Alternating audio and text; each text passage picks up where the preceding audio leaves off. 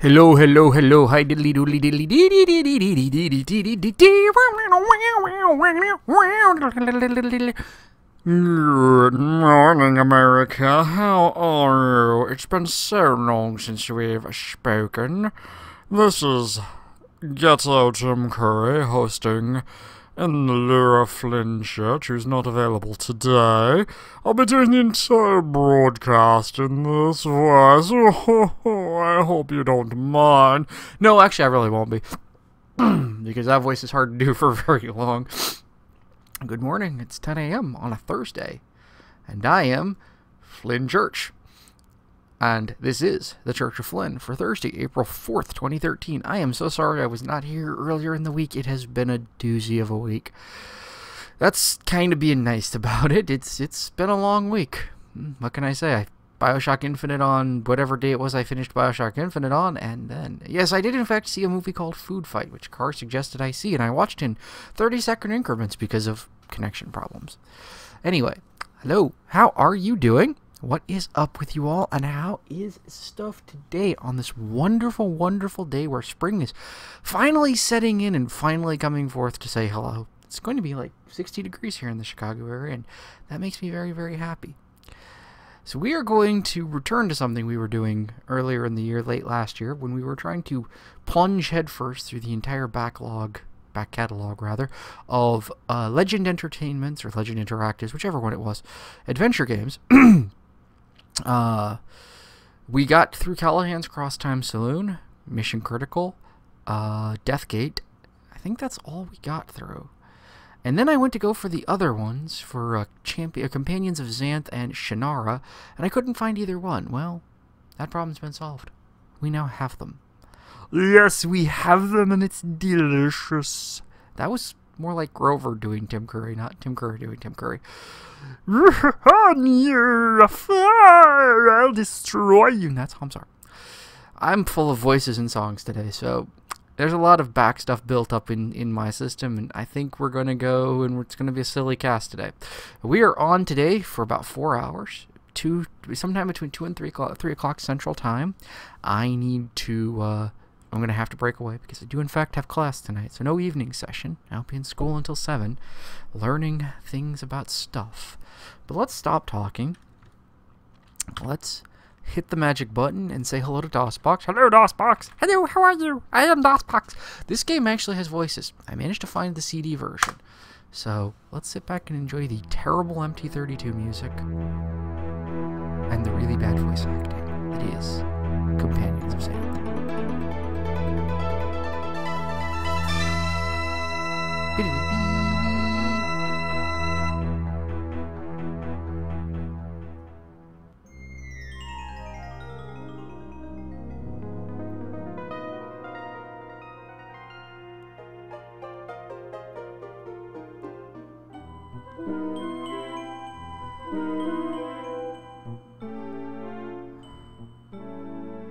Are you sure, Demon Xanth, that you have the metal for this wager? Yes, Demon Earth. My will is made of iron. Save your foolish puns for the mundanes, Demon. Are we agreed on the terms? Yes. We shall bring 2 mundanes into Xanth to compete for the prize. If your mundane wins, then I will yield to you in this matter. If my mundane attains the prize, however, then I will claim victory and you must pay the price. Are the companions ready? They have their instructions. Grundy Golem will advise the mundanes that they must choose a native of Xanth to assist them in their quest for the prize. Tell me about the mundanes. Well, they're pretty One mundane. is a boy named Doug. The other, a girl called Kim. Each will be lured into Xanth on a different pretext. Once they have arrived, the contest will begin. Enough talking then. Let the game begin. We are the princes of the universe. That's the only line of that song I actually know.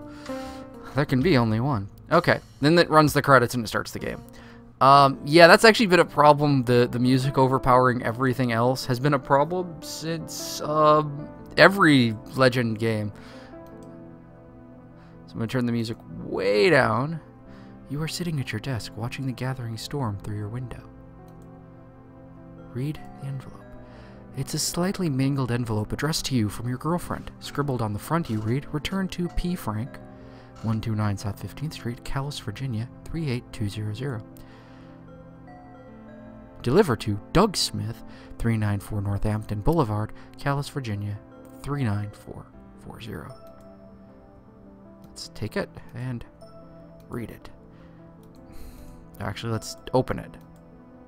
You carefully open the envelope and a letter and bracelet fall into your hands. Yes, they took the time and the effort to voice the intro in certain sequences, but the narration, like every other fucking Legend game, is not voiced. So I'm going to have to do a lot of reading. Read the letter. Doug, my parents have grounded me indefinitely for staying out so late with you last night. You really could have kept better track of time. It's not like we did anything to make it worth the punishment, is it?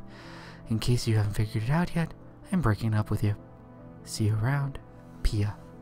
P.S. I'm a bitch. And the bracelet. The cheap silver bracelet is engraved I heart P. I like peeing too. The bracelet is much too small for you. It fit Pia's wrist perfectly, though. Alright, so we have a nifty computer. Ed 383528. I'm not going to read the phone numbers. I'm going to take this note, though. Remove. You take the post-it note from the personal computer.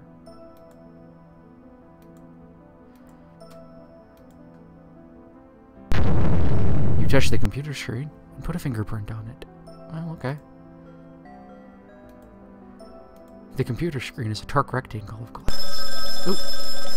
The bedroom can't be taken. You hear the quiet ringing of the phone from the kitchen. So, let's go answer the phone. It's too dark to make out much in this room. You hear the quiet ringing of the phone from the kitchen. Annoying thing, you have to actually turn the lights on or you can't go this way to answer the phone. So let's answer the phone. Hey Doug, it's Ed. How's it going? Hey Edsel, things are going pretty well. What's up? I've been fooling around with this new computer game. I know how much you hate them, and I was thinking of making you a bet about this one. What kind of bet did you have in mind, Ed? This computer game is different, Doug. I'm willing to bet that once you start playing it, you'll really enjoy it. So what's the catch? What if I don't like your silly game? Here's the deal. If you like this game, you'll let me go out on a date with your girlfriend, Pia. If you don't like it, you can have my motorcycle. What do you think? What if Pia doesn't want to go out on a date with you? That's a technicality we'll deal with at the appropriate time. Pay it no mind. Oh, I see, you're a douchebag. What's this game about, anyway? It's hard to explain, but you become an adventurer in a magical world called Xanth, and you're accompanied by cool people from there. Well, in the interest of actually playing the game... Hi, Cajun! I'm gonna accept the bet. Okay, I accept the dare. I already feel your bike within my grasp. Smart boy, Doug. I'll send the package to you by courier as soon as I hang up. Bye. Click. You replace the handset on the telephone and await delivery of the package from Edsel. Why do I have a friend named Edsel? Hey, look, it's my fridge. You appreciatively gaze upon the peanut butter and jelly sandwich in your midst. Well, let's smell it. It smells remarkably like a peanut butter and jelly sandwich. Can I take it? Yes, I have a sandwich. Sandwich is perfect fuel for clicking on things.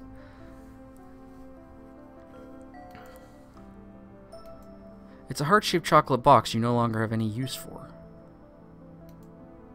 You need to take it before you can open it. Who puts chocolates in their fridge? Let it rot. Pia's not worth the time or the effort, so I can't take it. Can I eat it?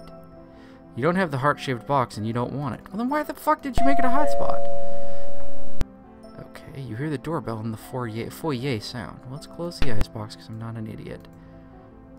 The freezer is either jammed or frozen shut. What do you know? Okay. This small room adjoins the bedroom and kitchen. Is that a painting of George Gershwin? You open the front door and immediately feel the force of the storm building outside. I'll take this package and I will close the door. Taking more of your strength than you'd guessed, you force the front door closed. I wonder if I can call the weather people. It's a little difficult to see much of the kitchen from here. What you can see is the side of the refrigerator and a table leg. Well, that's because I wanted to go in there, not. Okay, so the phone is not ringing. Can I take it? I would like to call weather. The outlook for today is thunderstorms accompanied by fierce winds. Humidity is 100%. Barometric pressure is 30.442 and falling. The temperature is 49 degrees with a dew point of 43. Thank you for calling and have a safe and happy weekend. Remember when people actually used to call for weather? I'll take this tea bag. I don't know why, but I feel like taking that tea bag. Despite your best efforts, you can't get the window to budge. They're the kind that only look like they can be opened. I can't open my own cabinets. I'll take my dishes. Dishes aren't going to serve you very well in this game. Alright. Well, let's go this way. You are sitting at your desk, watching the gathering storm through your window. Yeah, there's a storm, alright. Also, please, people, remind me that unlike other Legend Entertainment games, Legend Interactive, whichever one it was, this game does not autosave on exit, so we need to save manually or we will lose all our progress repeatedly. Okay, so let's read the package. It's a package addressed to you from your friend Edsel. It's wrapped in brown paper. Well, let's open that bitch. You find a game box entitled Companions of Xanth. Meta! Read. It's a colorful game package that is closed and sealed with plastic. It is entitled Companions of Xanth. You find a game manual, a CD-ROM, a warranty card, a red book, and a pair of 3D glasses. Note that the game did not in fact come with 3D glasses, as far as I'm aware. It's the most important thing in your game package. If you don't send it in, you'll never get all the wonderful support available from the game company. That's another charming little flashback. Remember the days of warranty cards and having to send them in to get any help at all? Yeah, those were the days. Let's fill it out. You dutifully fill out the all-important warranty card. Let's mail it. You're going to need some postage and a mailbox to properly post this thing. That's neat, thanks. It's the instruction manual for the game, along with a bunch of generally useless stuff as a number. 800-658-8891 for free customer technical support. Which was, in fact, Legend support number back in the day. Oh, yeah. Or rootkits, for that matter. Read the tome. You open the weighty compendium of Xanth. Oh, God. It's a decyclo... I can't talk today. It's a decyclopedia.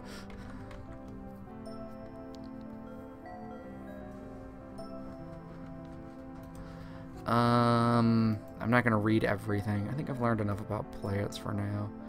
We'll do that some other time. I'm not doing it now. Look at plastic. There we go. It's a crumpled ball of plastic. It's kind of shiny. It tastes good. Crumple the plastic. Crumpling the plastic wrap produces a sound that is somewhat enjoyable. Yay! I like enjoyable. Okay, already.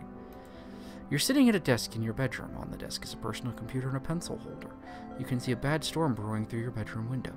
The computer's power is switched off and its CD-ROM drive is empty. On the screen, you see nothing. Wait, are you going to convince me that's a CD drive? The disk drive is a narrow slot in the surface of your personal computer. The drive is open and empty. You slide the way cool, trademark, shades on and everything looks green and red, except it doesn't. Whatever. Okay. Well, let's put the CD computer. Okay, well, at least you're smarter than I thought. So where's the CD-ROM drive. I don't... Okay. Let's turn it on and read the screen.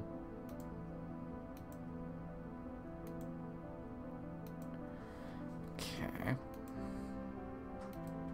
And the personal computer is already turned on. I don't have a CD-ROM drive.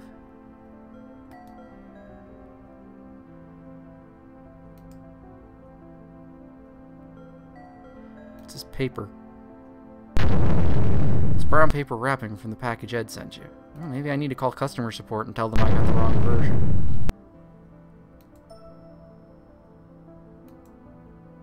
And now it's a painting of Yoda. And now it's a painting of Antonio Vivaldi. And, well, I see there's a joke there.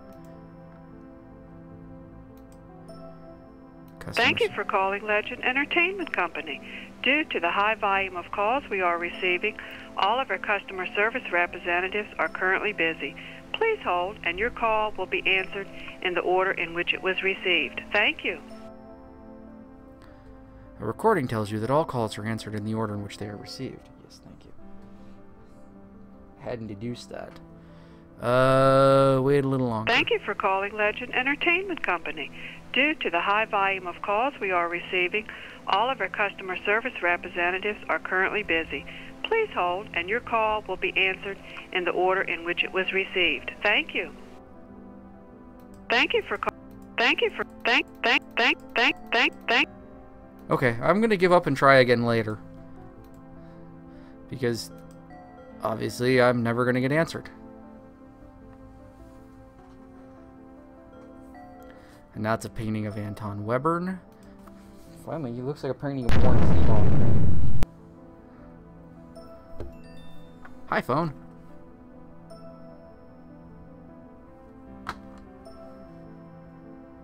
Okay, just a second.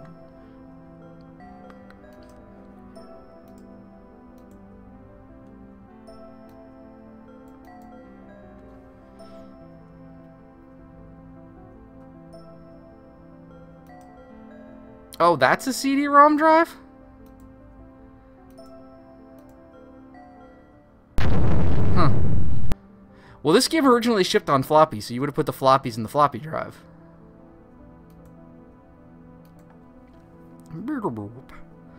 9 points. You close the CD-ROM drive. I feel like I'm playing the beginning of Starship Titanic, which is like the exact same thing. Complete with Douglas Adams popping up on your TV and going, "Get on with it!" Read the screen. The computer screen is displaying a small male figure. The strange male figure studies you expectantly. I'm going to poke the tiny man. You poke Grundy's tummy with your index finger. He doubles over in laughter and keeps giggling for some time. Who the hell are you? Grundy Golem is a tiny human-shaped creature approximately 2 inches tall. He's wearing moccasins, tights, a leather tunic with a cloth belt, and a tasteful purple cape. There is nothing tasteful about his purple cape. And in this resolution, it looks like he has a skull. I'm Grundy. I'm fashionable. Alright, what do you want, Grundy? The screen doesn't seem to be very I want to talk to the tiny Hi, man. I'm Grundy Golem. Welcome to the game. It's my job to answer any questions you may have about Xanth, the game, or your potential companions. What did you say your name was again? Grundy Golem. I'm your host and advisor until, of course, you've selected a companion of your own. I'm sort of a temporary companion until then. So you're a scab. So what's so hot about this game anyway? Most people would find this game enjoyable because you get to explore a magical world filled with interesting people, places, and things. Are you at all interested in pursuing this game, Doug? I'd love to get the prize. How did you know my name is Doug? Magic, Doug. You'll find things aren't exactly as you'd expect in Xanth. I'm standing on the periphery of Xanth to talk to you right now. So will you play? No, this doesn't sound fun at all. I'd rather work on a jigsaw puzzle. I can tell you're really not in the proper state of mind to appreciate the wonders of Xanth. Come back later if you really want to play the game. Okay. Well, since there's nothing else you can do, let's talk to the screen. Here, words bounce off the screen and hit you in the forehead. Okay. let's try this again. Hi, I'm... Uh-huh. What's a golem? A golem is an animated ball of cloth and twine a few inches tall, okay? Satisfied? Gee, Xanth, relax already, Grundy. I was just asking questions. Sorry I asked. Well, are you interested in this game or not? So what were you saying about a game? Can I tell you anything else about the game rules, the world of Xanth, or your potential companions?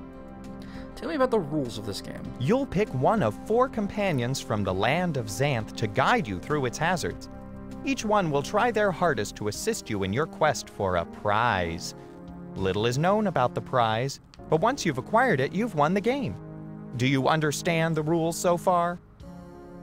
Only if my name is Connor McLeod, and I've got a really bitchin' katana, and I get to tool around with Sean Connery. Would you like to learn more about the game rules? Yes, tell me more about this intriguing There game. will be another mundane player like yourself on a similar quest within Xanth. She will also be struggling to acquire the prize, and will also be accompanied by a companion. You may save at any time, but if you perish within the world of Xanth, you must begin the game again. Thanks for all the useful information about the game, Mr. Golem. You can just call me Grundy if you prefer. Okay, Mr. Grundy. Can I tell you anything else about the game rules, the world of Xanth, or your potential companions? Tell me about this strange world called Xanth, and this strange thing called love. Xanth is a magical world distinct from the world you live in. Well, yes. We call your world Mundania, and So do few I. are allowed to cross between it and Xanth. Most creatures residing in Xanth possess a single magic talent that they can exercise at will. Some talents are relatively insignificant, while others are devastatingly powerful. Is this all making sense?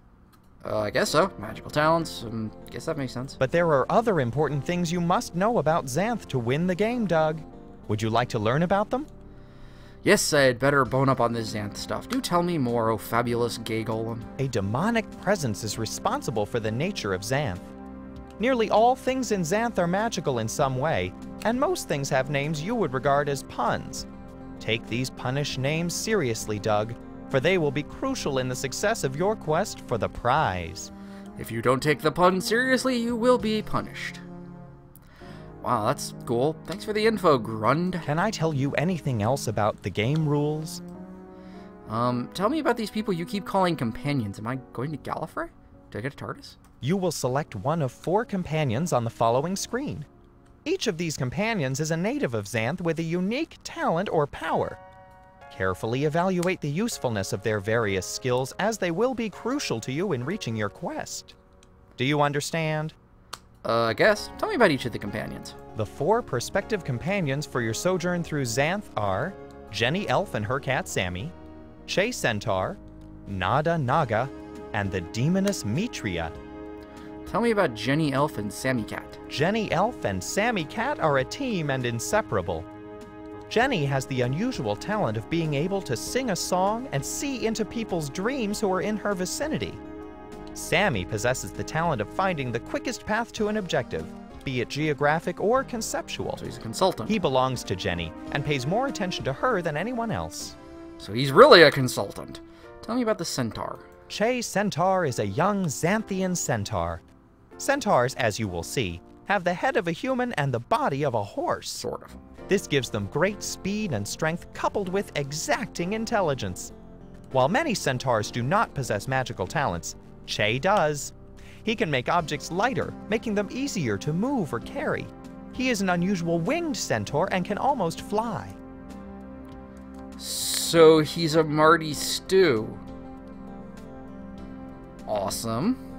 Tell me about Nada Naga. Nada Naga is a princess of Naga I origin. hope so. Nagas are creatures with the head of a human and the body of a serpent. This particular princess possesses the talent of transforming herself from her natural Naga form into a completely human form, as you will see her depicted in the following screen. Because we couldn't fit her Naga Although ass she in has there. been inducted into the adult conspiracy, she will behave as if she has not for the duration of the game.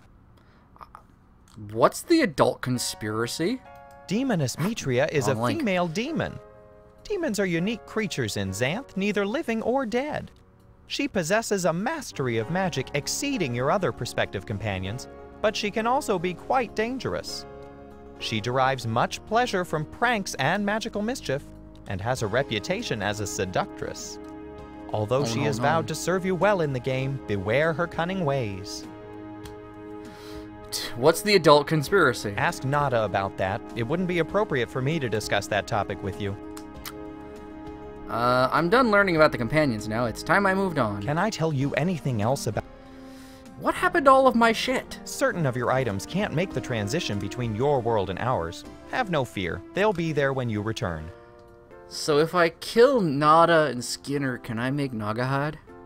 Yes, I went there. I had to get that joke out of my system really early.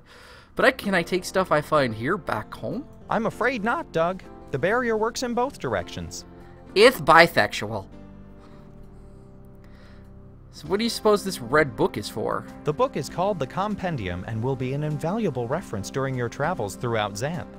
The Compendium is a veritable tome of wisdom concerning all things about Xanth. Read it and learn all about our beautiful world.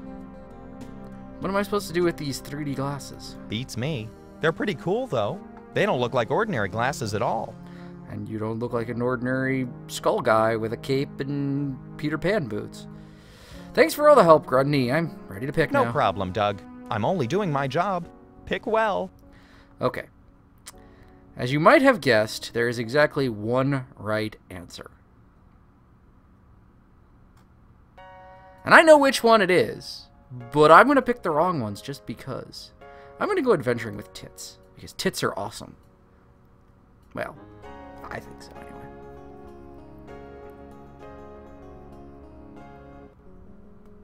You're in a dimly lit cavern. Metria stands beside you, getting her bearings.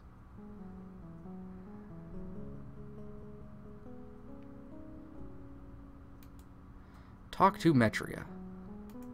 I guess this is a game puzzle or something. Maybe we should try solving it. But how about giving me a kiss first, you beautiful mundane creature?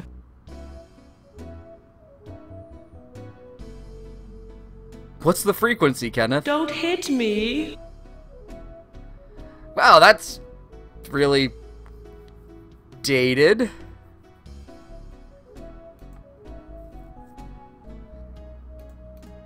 I guess... Okay, I'll kiss you. Why not?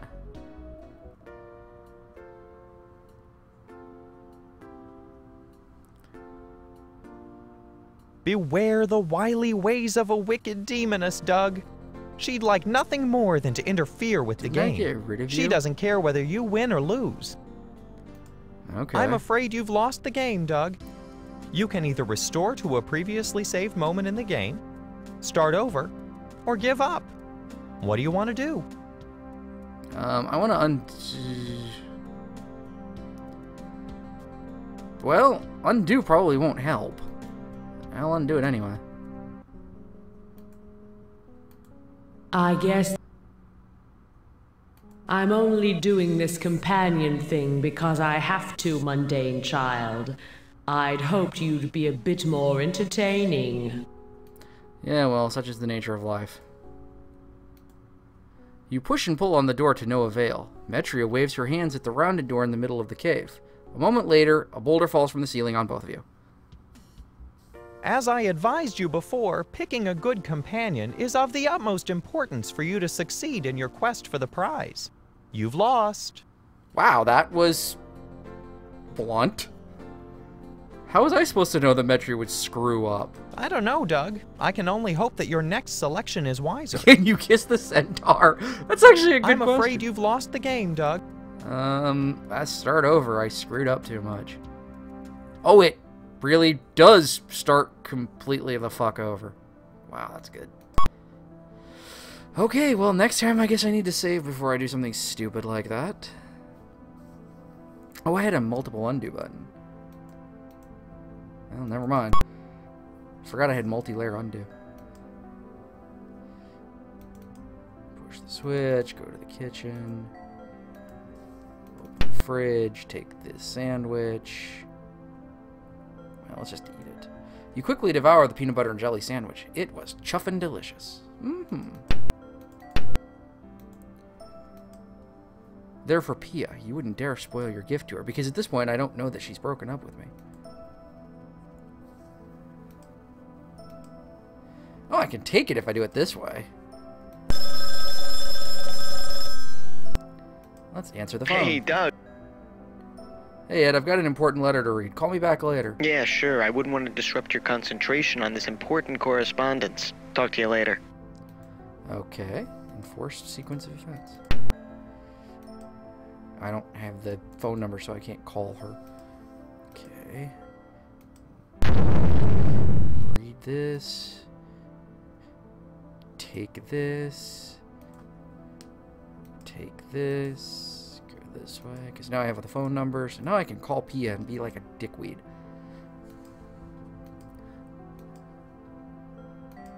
Hello? Hello, who is it? It's Doug Smith, Mr. Frank. Is Pia at home? She is at home and she does not wish to speak with you, now or ever. He slams down the phone and the line goes dead. Intriguing. Let's open the letter again. Hi, Ed. Hey, Doug. What you up to, dude? Still no haven't problem, read pal. it. I got all day. I'll get back to you later on. That must be an awfully long letter, huh? Sure has taken you a long time to read it. Yeah, well, I'm illiterate. Okay, now I read the letter. Now I know she broke up with me. Now I can answer the phone. Well, or I can take the phone and call Edsel back. Hey, Doug. It's Ed.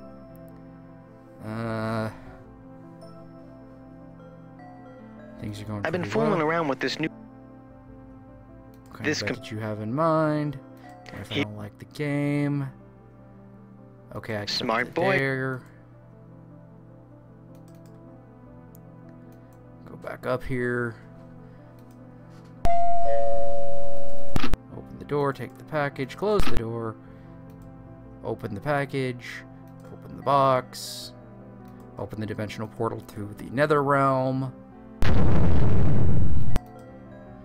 Okay, put the CD in the CD drive. Close the CD drive. Watch Grundy appear. Okay. Let's save this time since I wasn't a moron. Not a moron this time. Okay. Let's talk to Grundy. Hi, I'm Grundy Gollum. Yes. Can I? I'm ready to No pick problem. now. Okay, so the centaur you said. Okay. Let's take the centaur. I don't know why I would kiss the centaur, but you know, not against the idea either. Slow fade over elaborate. Hello, I'm Twilight Sparkle. You're sitting in a dimly lit cavern. She stands beside you getting his bearings. It's where the 3D glasses, and everything looks colorful and real, just like in The Wizard of Oz. Wow, okay, so I can see stuff now. So what do you got to say for yourself? This is clearly our first test, and we better make the best of it. Give me a second to explore this cavern. Oh god, you're Wesley Crusher.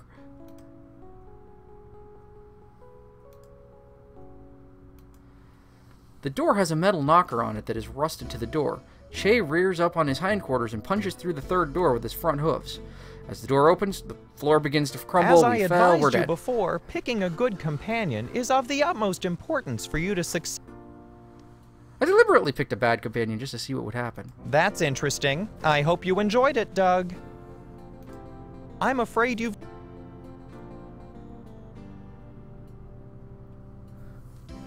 Yeah, this is kind of dumb. I want to undo the last move. Okay, I can't multi-level undo, so we'll restore.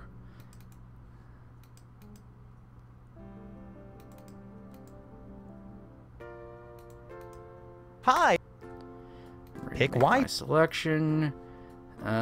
Let's try the cat girl, I guess, or the girl and her cat. I don't know.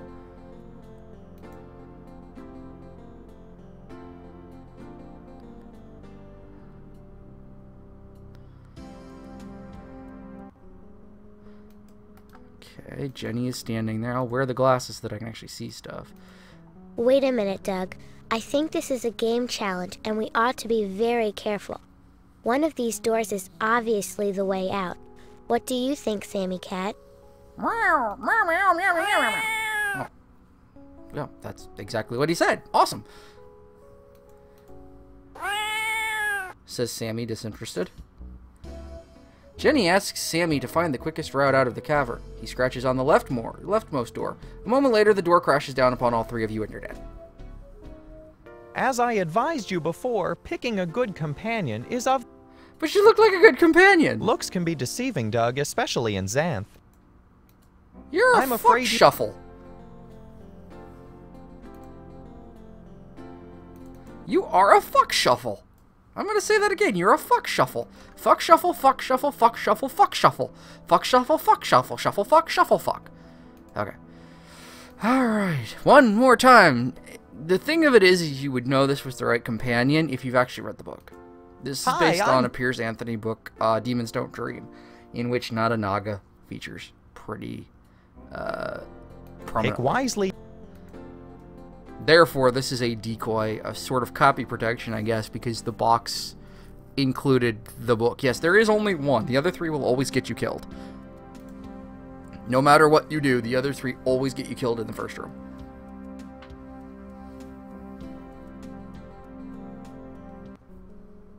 You're in a dimly lit cavern. Nada stands next to you, getting her bearings. Alright. Nada stands perfectly still, apparently listening for any auditory clues that may be present, which means that she didn't fuck up and open any of the doors. Not now, Doug. We are in grave danger. Give me a moment to get us out of this jam. Are you not wearing any underpants? Nada walks around the dark cavern several times, staring intently at each part of every wall, ceiling, and floor. Okay. The cavern you've appeared in is barely lit by a flickering torch hanging on the far wall. 4 different doors lie upon the cavern wall. All of the doors are securely shut. One contains a grate. Nada looks stumped. Then, as if suddenly understanding something, she shifts her search back to the second door, which is the only door that none of the other companions would open. Nada slowly passes her hands over the door and it slowly slides open. She beckons you to follow her through it. And that's it. You have to do that. Which is kind of insulting, but okay. Ah, FMV! Hello, screen. Who are you? My name is Doug. What's yours? I'm Kim. I'm a mundane just like you. Except I believe in magic, and it's obvious that you don't. How do you know that? Because you're still shaped like a screen. You won't get very far in Xanth looking like that, you know. I don't care how far I get. I'm just playing this game on a dare. All the better for me, then. I'll be certain to win the prize. Say, why don't we team up and go look for this prize together? No way! You don't even believe in magic. I'm not going to saddle myself with a non-believer like you. Well, I'll see you later, Doug. Unless you stay a screen, that is. In that case, you won't last long enough for me to see you again at all. Shun the non-believer! Shun! So apparently she took the companion that got me killed. Okay, you've made it to Xanth. If you want to know more about the game, or the prize, I know about as much as you. I do, however, know a lot about this place, so if you have any other questions, ask away. As Kim mentioned, you're going to be shaped like a computer screen while in Xanth. This is a result of the way you've entered Xanth, in combination with your disbelief of Xanth as a real place. You don't believe this is a real place, do you, Doug? If this is real, why am I shaped like a screen?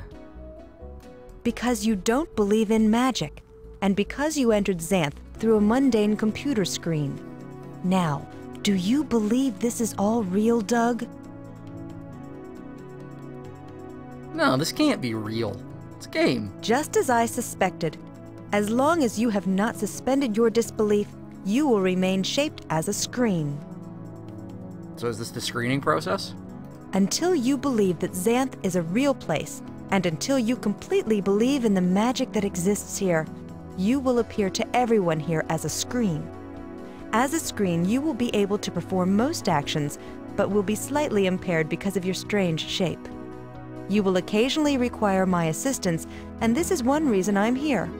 I can also offer you advice about how to find the prize and possibly win the game. Nada has successfully extricated you from the cavern. You're finally in Xanth. So plastic and paper came through with me.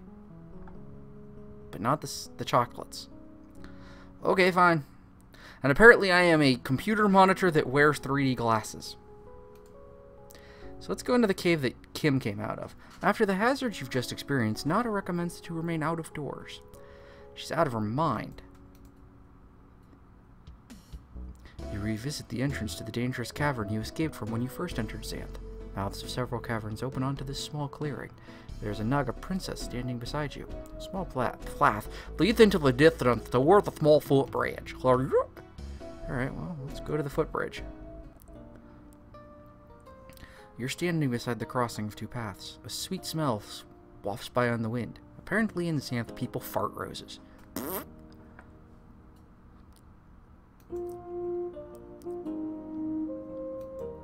A swarm of fireflies hovers beside the babbling brook. Babble, babble, babble, babble, babble. You wave your hands around in the cloud of fireflies, but you aren't able to catch a single one.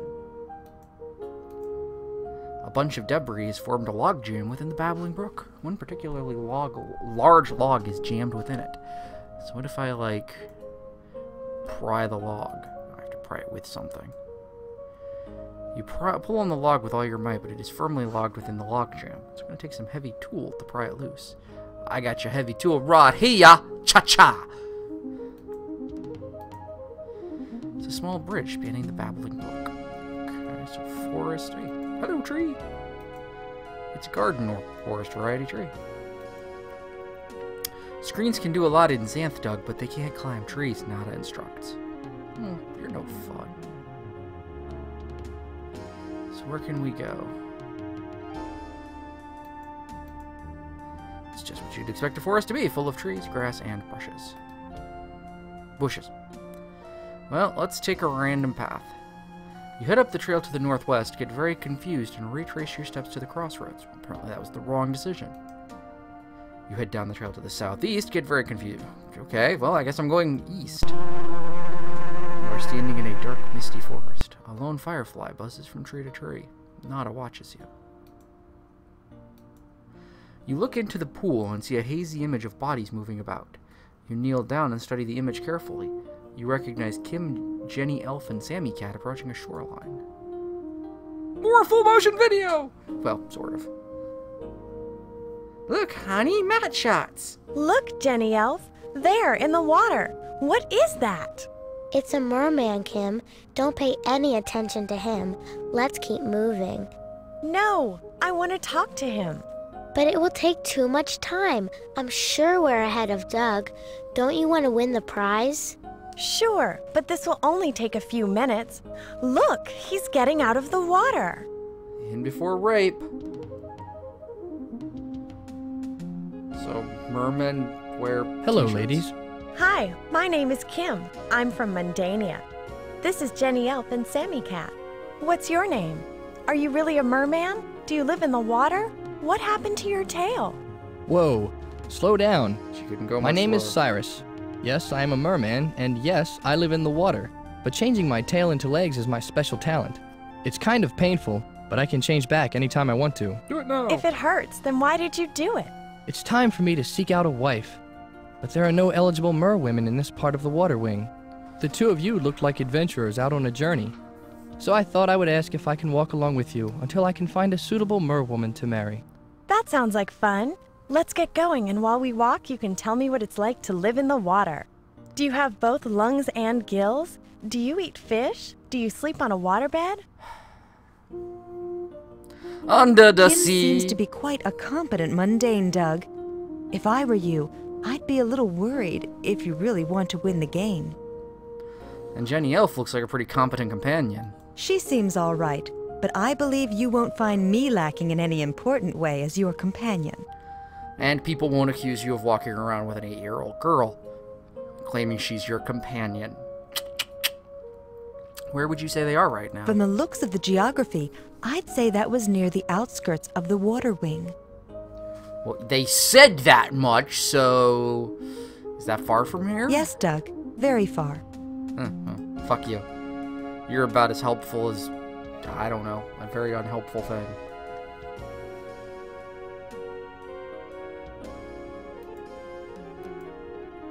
looks just like an ordinary forest spring now. Let's swim in it. Spring's too small to swim in, especially for a rectangular screen. Boy, wouldn't you rather be an LCD monitor? Screens can't drink, Doug. Maybe later. If you believe. This is a cough drop bush, Doug, apparently in its dormant period. When they're active, these bushes cough and drop cough drops at regular intervals. No kidding? Really, Doug. And you better start taking this place seriously, or else. Listen, I just ran into a lozenge bush, sweetheart. How am I supposed to take that seriously? Or else what? Or else your time here will be limited, and you'll return home without the prize. And why am I striving for the prize again? Look, I didn't ask to be assigned to you. You picked me, and for better or worse, you're stuck with me. Heed my advice, or you'll most certainly blunder into peril in this place. Sweetheart, you were the only one that didn't get me plundered into peril. I didn't take you because I wanted to. It's Tangletree, just like in the books. What books?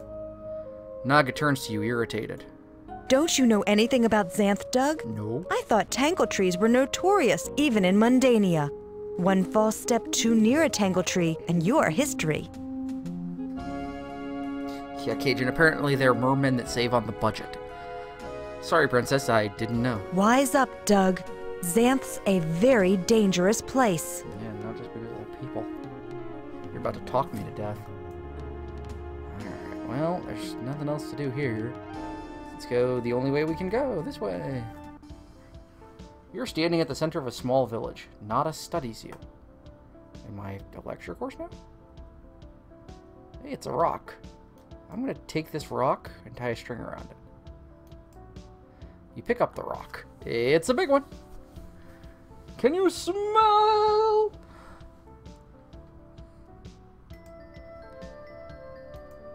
The stout headman regards you with a concerned look upon his brow. He looks troubled at your reluctance to assist him and his fellow townsmen in their current plight. Well, he hasn't even asked me yet, so how would I know how to help him? Hello, mundane screen and beautiful Naga princess. I am a woodwright by trade, and the appointed headman of Isthmus Village. Please state your business here.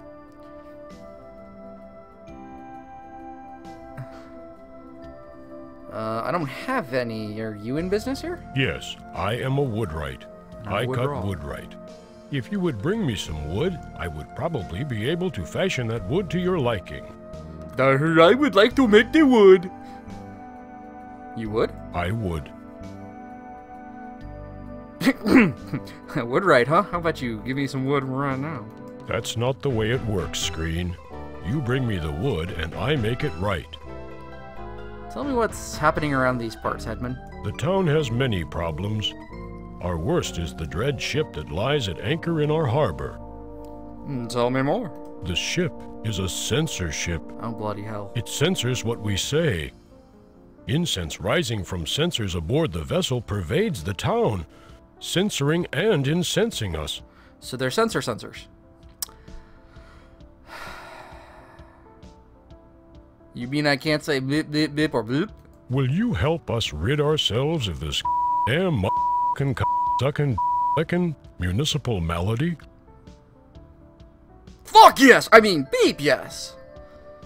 I guess, but how can I do it if you can't? None of us in the village has been able to find a way beyond the pale that lies northeast of here. Only there can the solution be found. We hope you can do what we cannot. Take this strange rusty key as a sign of our gratitude, wandering screen. What solution? The fairy Nuff dwells beyond the pale, and can supply you with a solution with which to douse the foul censors aboard the ship. Help, puns. Thank you for your advice, Headman. I bid you farewell. Good luck obtaining the solution from the fairy Nuff. Right on. So the strange rusty key, huh? It's a rusty old skeleton key the Headman gave you. Okay. Can I open the gate? Gate is locked shut. Without a key of some kind, you're not going to get it open anytime soon. Well, he gave me a key, so how about I just unlock the gate with the key? You insert the key into the gate's lock and slowly turn it. You detect an audible click and remove it. So the key he had that he didn't know what it did opened the gate he's been standing next to. I can tell why you can't solve your own problems, because you're a town full of retards. What's this way? Let's check. You're on a barren road running between steep cliffs. Nada looks hungry. Hungry? Why is Nada hungry? Yes, Doug? Could you explain your talent again? Because nobody told it to me. I am a Naga. In my natural form, my body takes on the shape of a serpent with a human head. Well, human My body. magic talent is the ability to make my entire body appear human. And really hot. Okay, I'm eager to get back to the game. I'm gonna save because I'm not sure I'm not gonna get killed.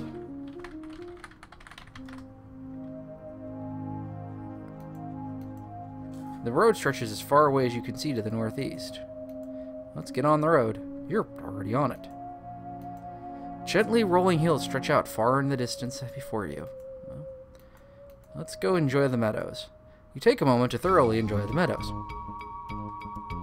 Okay. You're on a path that winds through gently rolling hills. Nada smiles. Hey, it's a pail. The pail contains nothing.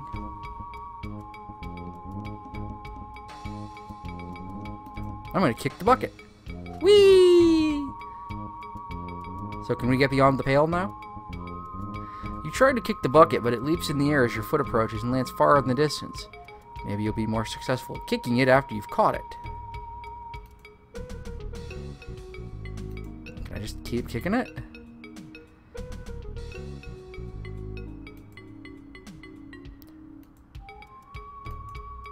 Oh, okay, apparently it just goes back and forth. Why do I need the... Xanthian logic, it's... Okay. This is my confused face. I have a minor idea. It's not a good idea, but it's an idea. Nope, I can't put the bucket or the rock in the bucket. Why do I need the pail? Do I need to somehow get beyond the pail? As you approach the pail to put the rock in it, it jumps into the air and out of sight. It looks like the pail notices you throwing something at it and jumps out of the way just in the nick of time. Perhaps if we were able to get far enough away, it wouldn't be able to sense its impending doom. What conclusions would you draw from that astute observation, Princess? If there was a way of hitting it without it seeing you, you might be able to get something heavy inside it. Of course, why didn't I think of that? That's why you've been supplied with an expert companion, Doug. And you're not full of yourself or anything.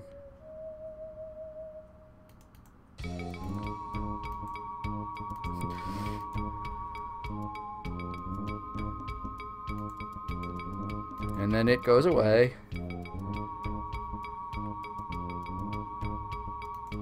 It looks like... Yes, thank you. You don't need to keep telling me that. It also erases it every time it does it, so let's ignore that for now.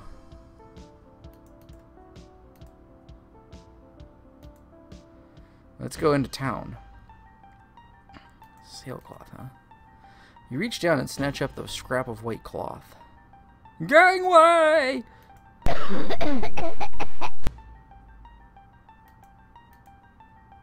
It's a large sailing vessel with 2 sensors upon its deck. Neither sensor has been extinguished. Smoke billows from both of them. Incensed by the sensor smoke, you decide not to inhale it. In fact, you've never inhaled, but you didn't enjoy it.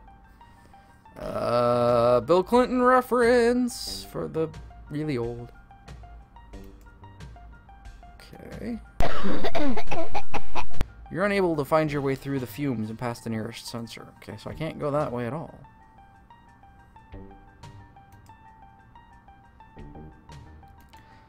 Whee! The pier acts like a somewhat dampened trampoline, making for great fun while avoiding game puzzles. Have to admit, I like enjoying or evading puzzles. Lunch now! Go eat many foods. Quaint cottages and shops line the village street. Many have for sale, S-A-I-L, signs on them and look vacant. You try to get inside the building, but can't find a door or window large enough to crawl through. I'll pick some flowers. As you reach out to pick a red blossom, a village ordinance nymph intervenes, preventing your horticultural crime. Okay, whatever. They smell so good, especially given the foul censer smoke pervading the village. Their scent emboldens you. Doug, did you notice the rope tied to one of the planks back at the pier? Why are you... No... Okay, I think we should go back there and get it. Rope is the kind of thing that's bound to come in handy in a game. Okay. Yes, you have. Now go get... Are you gonna pop in every 2 seconds and give me advice? Because I'm gonna be pissed if that happens.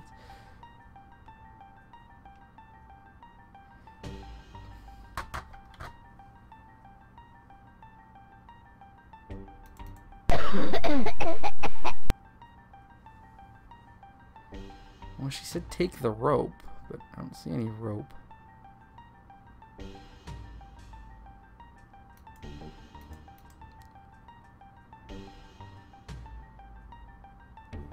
What the hell rope are you talking about? Swim in the ocean. You'd need protective gear to swim anywhere around here. Okay. Doug, do you see the rope tied? No, I still don't see it. Are you blind? It's almost at your feet, tied to one of the planks on the pier.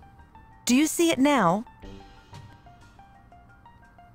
I think I might be able to get it if I turned into my Naga form and crawled underneath the pier. Would you like me to give it a whirl? Sure, I only wish I could go down there with you. Hang on, I'll be back in a jiffy. Yeah, I'm sure you will. I found this anchor tied to the end of the rope you noticed. Perhaps you'll find these things useful in your quest for the prize. Thanks, I'm sure I will. I didn't realize your Naga form would turn out to be so useful. I'm certain this won't be the only time I come in handy, young mundane. Now please turn away so I may return to my human form and get dressed. Okay. No, I'm not looking. It's all right. I'm already dressed. So I have an anchor, I have rope, and I have rock. You securely tie the rope to the anchor knot I recovered, producing an effective grappling hook. So far, this has been a really terrible game. Not gonna lie. Hey, you wish you could climb things and get out of the confines of the screen. Yeah, I kinda do.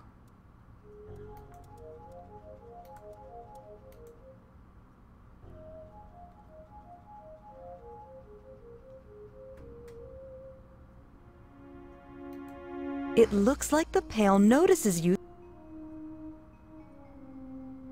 If there was a way of hitting it without it seeing you, that's what... You're gonna give me that dialogue every single time, aren't you? Every single time, aren't you?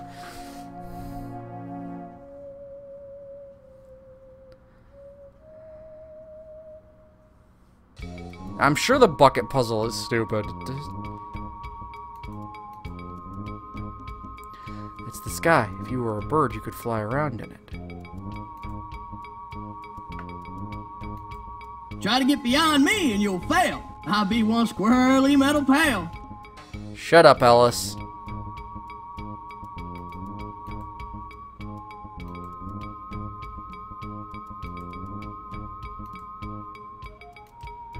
And away it flies again. It looks like the pail note. If there... Yes, thank you. Could you not give me that every time?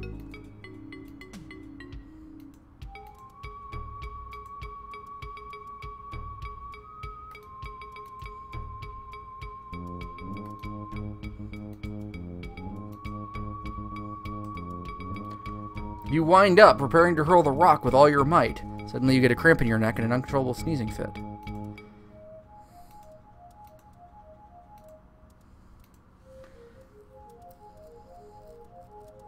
You swing the grappling hook above your head, hearing it whip through the air even though you don't have any arms. Just as you're about to release it at the distant cliffs, the line gets fouled and the hook falls to the ground. You pick it up and recoil it. So I'm completely useless?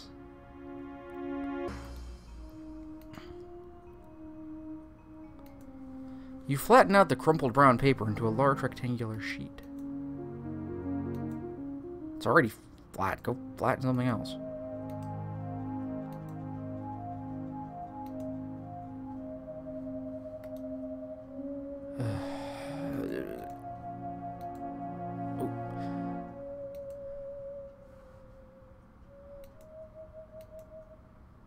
Just flipping through here.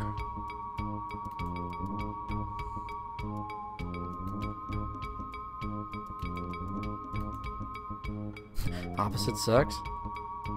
The term and its definition have been completely censored by the adult conspiracy. The adult conspiracy. This conspiracy censors all information concerning the bringing of storks from the minds of Xanth children. After the age of consent, a child is inducted into the conspiracy. Okay.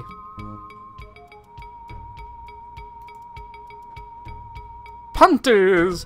These comments are the object of much confusion and speculation within Xanth. Boys younger than the age of consent are not even permitted to speculate. Older males are consumed with curiosity as to their color. No, didn't learn about Matt. I think it'd be like a creature or something, but it's not anywhere. Which of course means that this thing's not that helpful.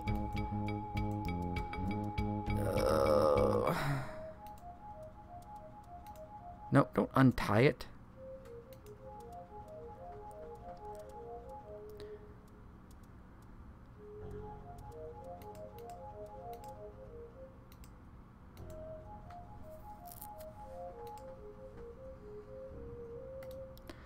I have the sneaking suspicion this is a really dumb solution.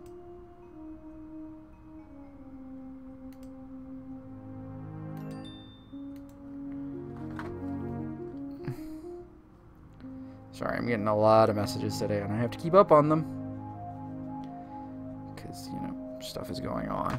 Lots of stuff.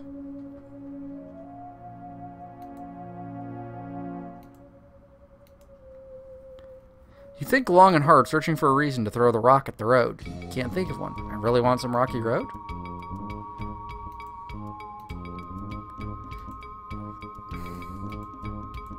Yes, Doug? There lives a magician in Xanth named Humphrey, who is renowned for providing... Well, you know where the village is.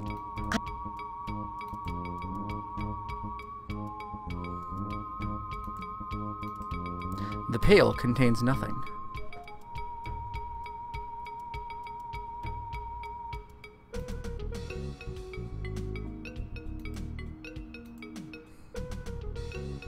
It's almost like I need to drop him in hook, line, and sinker. Or something. I'm thinking in puns again.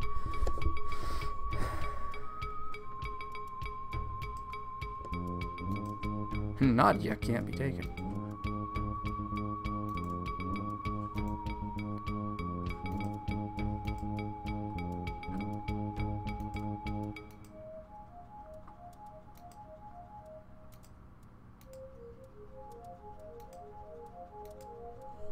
Tying the rope to the pail isn't going to further your standing in the game. Why let me do it?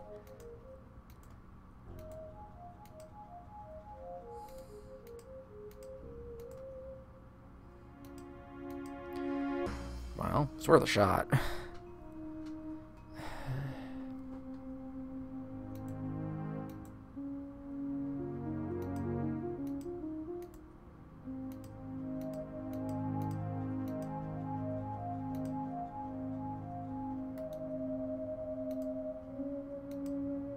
Whee! It's gone again. And time for more conversation. Same thing again, I'm betting. It looks like the pail notices you throwing something at... If that... You're about as helpful as a fart in the wind.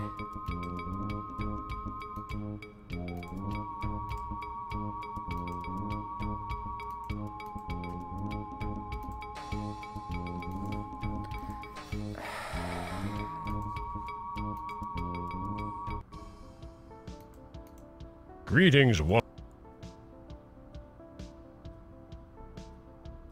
Have you accomplished anything yet? I'm totally helpless and unhappy. I don't see how that's going to help in the present f***ed up situation. Good luck dousing the sensors, good screen. Fuck you in the ear, you asshole!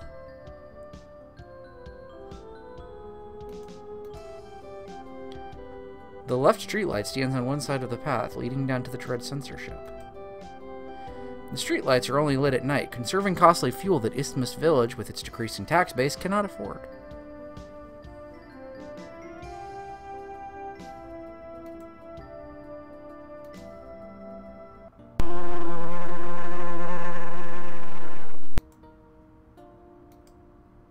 You jam the grappling hook under the log and manage to pry it loose. How does that work?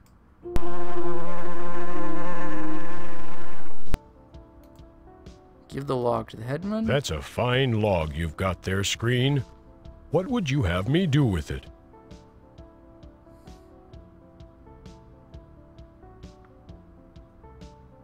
I could use a thin, flat board. Can you help? In this way I can be of assistance. I am a humble plain man, with an even humbler plane. While it is a plain plane, I believe it will do an adequate job planing your wood hunk. Is this what you desire? Get on with it!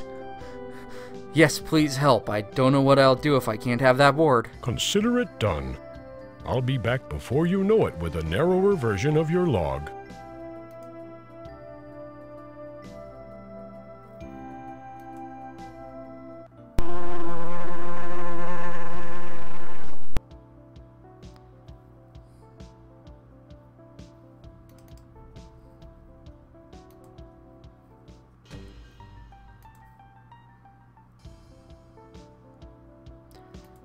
As you can plainly see, here is the planed board you plainly requested.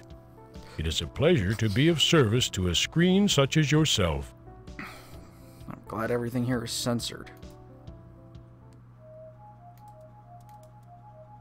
You carefully place the planed board on the boulder upon which it firmly rests. That's interesting, Doug. It looks a little like a mundane, abstract sculpture. I didn't realize you possessed such an artistic flair, but I still feel this sculpture needs a bit more.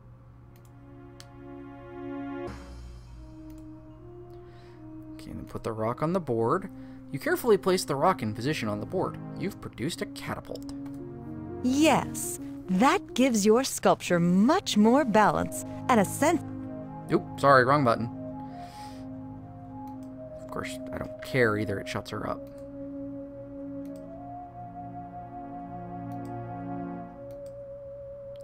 What? Put it back.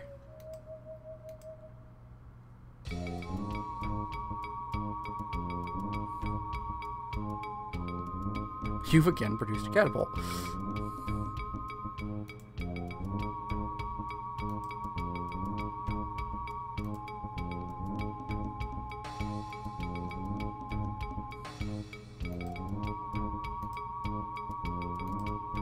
You've done enough prying already.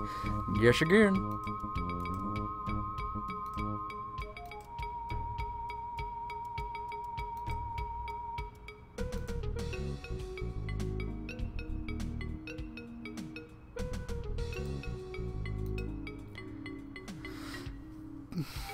Okay, well that gives me that much of it.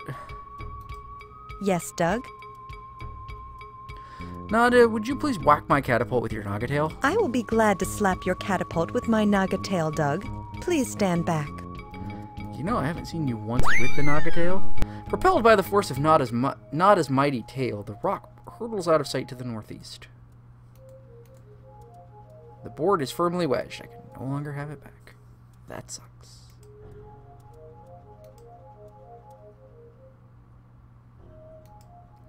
The pail contains a rock. Ha, ha, ha. Nice try, Sonny, but it won't work. I'm as mobile as ever.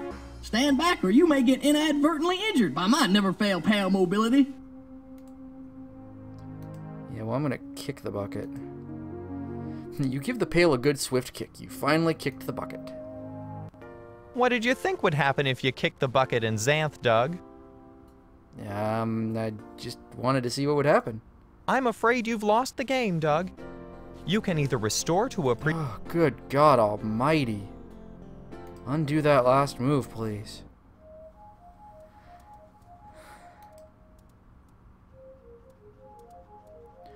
I'm gonna take the bucket.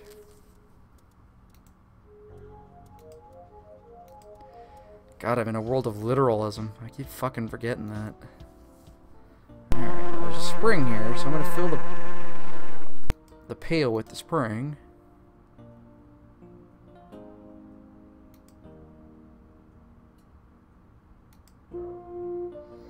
My culinary skills. Okay.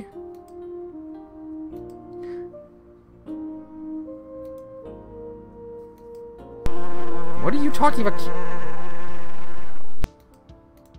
Greetings, wandering screen. Have you accomplished anything yet?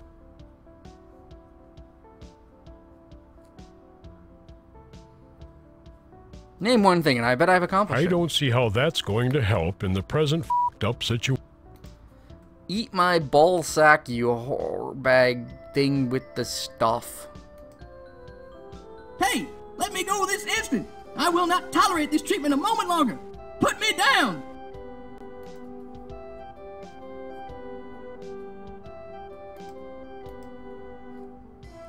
As if you were being controlled by an unseen will, your interest in the rope vanishes. Ba-da-ba-ba-doo-boop. Ksh-ksh. Okay. There's nothing in the pail. Yes, I keep trying to put water in it, and it keeps telling me I can't put water in it.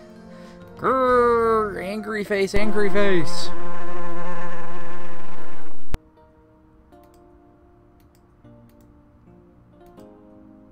Oh, I fucking did it again. God. What did you think? I'm afraid. Undo that last move, please.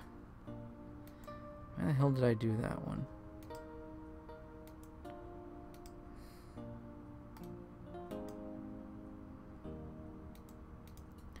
A bunch of debris has formed a logjam with the Batwing Brook. Oh, that's awesome. It's a small waterfall. The waterfall is a noisy little gusher. You can't hear anything recognizable, though. Okay.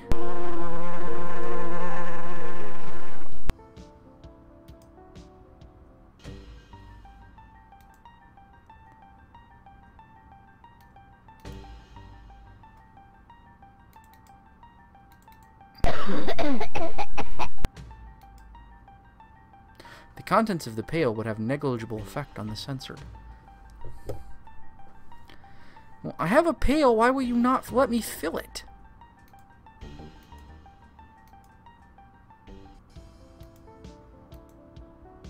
You hold the pail out towards the headsman, but he doesn't seem at all interested.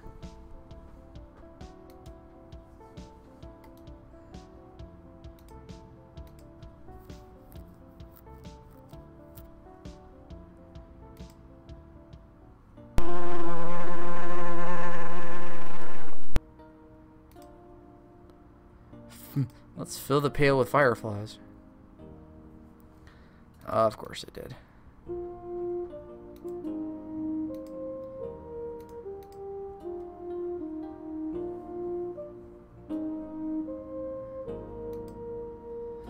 And again, yeah, I still can't go the other directions.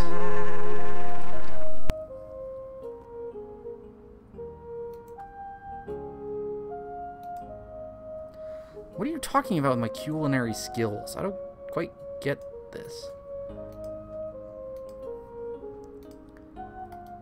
It's illogical more so than usual.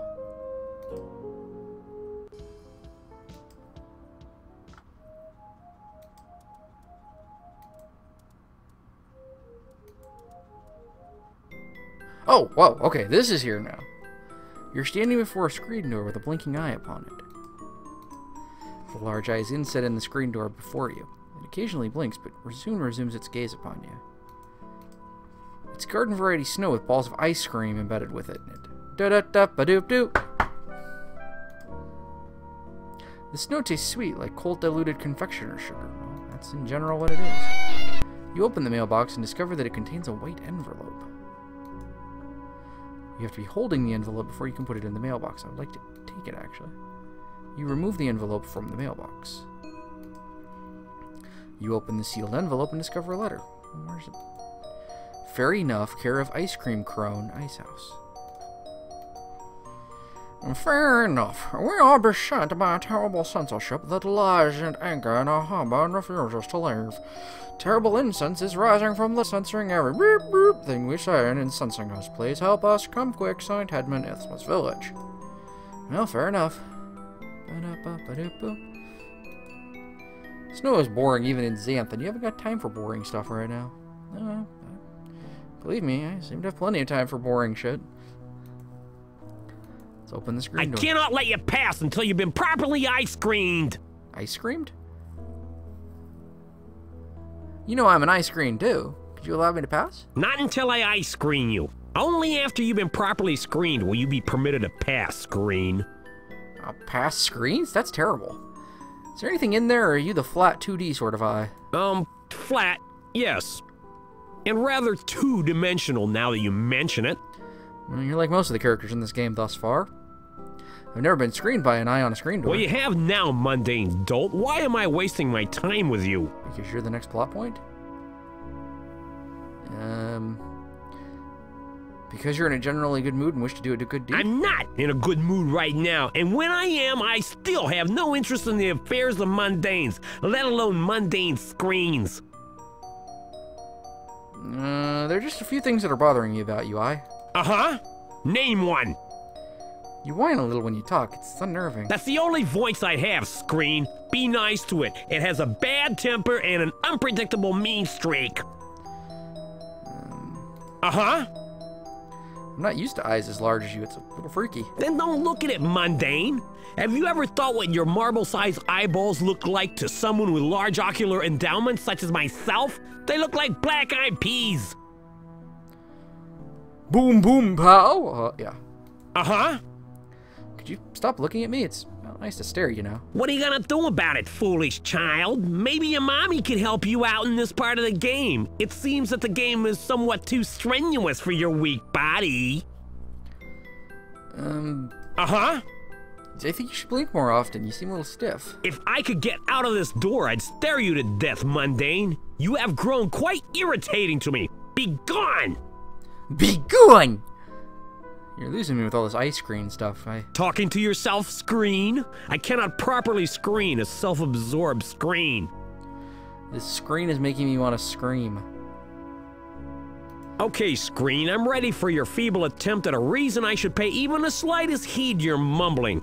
This better be good. Because you feel empathy for my cause and all of those mundanes? The activities of mundanes are of no importance to me at all. They are like so many termites, infesting and degrading the foundations of society. And I will one day go down there and I will destroy them. And that way, the world will be a better place.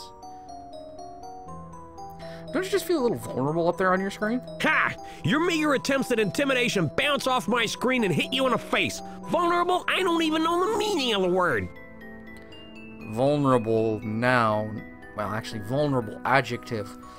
In a state of peril or in a state where where something untowards could happen. There you go. Uh-huh. I think it might be time to save your game and come back to the game when you're more lucid. The game isn't a toy, you know. It's very serious and will require you to be alert and bent upon success. Come back after your recuperation. Get bent. Okay, screen. Because I'm the baddest screen dude around these parts. If you sing, I will be forced to evict you from this space. Your voice is unpleasant enough without any singing. Okay.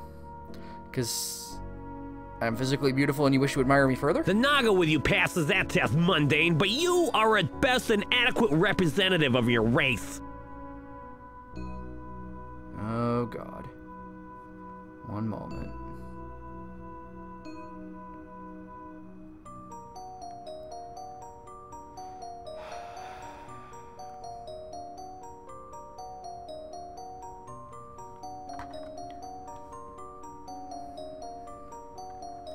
I need to do something really quickly.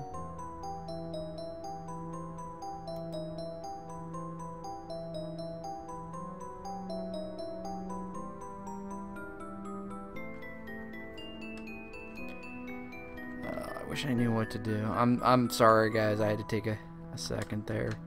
There are things going on in my household this week that I don't really want to get into, but let's just say they're very sad. And I mean that very seriously. They're very, very sad.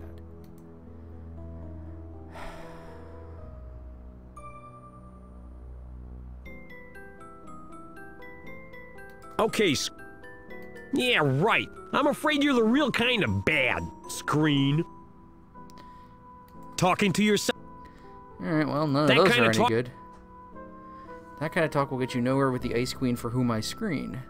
Ice Queen? I don't see any Ice Queen. The Ice Queen resides behind these walls, Screen, preening and making her devious Ice Queenish plans. State your purpose here or be off. The Ice Queen has no time for idling screens. So you're a screensaver? She has all the idle screens she needs? Your impertinence is testing my patience, wandering screen. State your purpose here or be gone! We seek the fairy Nuff. Do you know where we might find her? The she you are referring to is a he. Mr. Nuff resides in a booth within the fair at the end of the fairway beyond the Ice Queen's abode. Why do you seek the fairy Nuff? I was told that he might help me find a certain solution. A solution, huh? A solution to what? The people of Isbeth village have been beset by a terrible malady. A censorship lies at anchor in the village harbor, emitting a noxious incense and censors speech and incenses them. I have been informed by reliable sources that the fairy Nuff has a solution that will douse the censors on this dread vessel. There we go. Then you may proceed, Screen. Good luck on your admirable quest. Okay. That's all it took.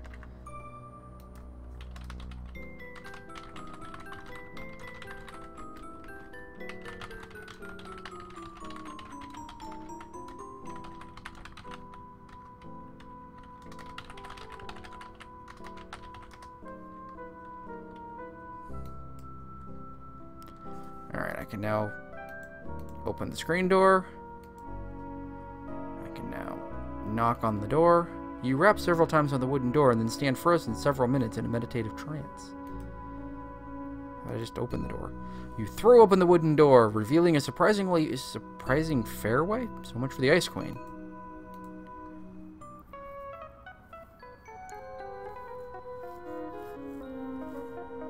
You're on the fairway of a strange golf course. Okay, apparently that is indeed a tee. Tremendous!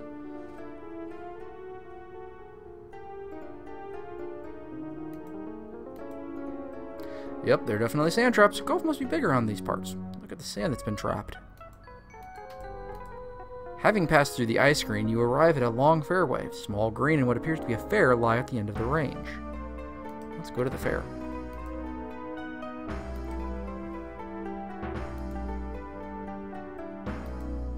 It's an egg of some sort, ovate and otherwise uninteresting. It's in a cup on the golf green. You remove the egg from the cup and roll it around in your hand. The cup is a small container inset into the green. It currently is empty.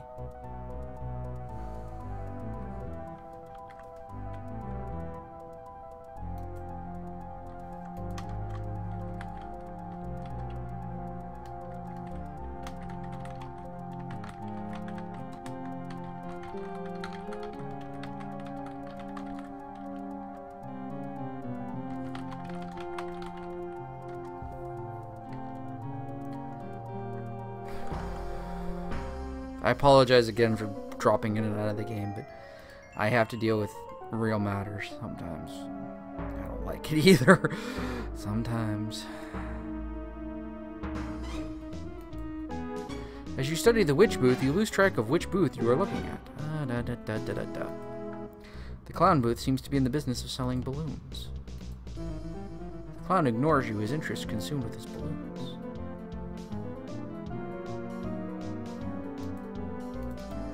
A large sign advertises a fair to the north. A flag waves above the fairground, comprised of several booths. The two closest are occupied by a clown and a witch, respectively. A path runs through the middle of the fair towards the other booth. You survey the scene from a golf green. A cup is set into the ground, a few feet in front of you. You are standing before the booth of Fairy Nuff. Okay. What do you want, wandering screen and strange Naga person? What Can I offer you some breathe right strips? The headman of Isthmus Village has sent us to obtain a solution. He did he?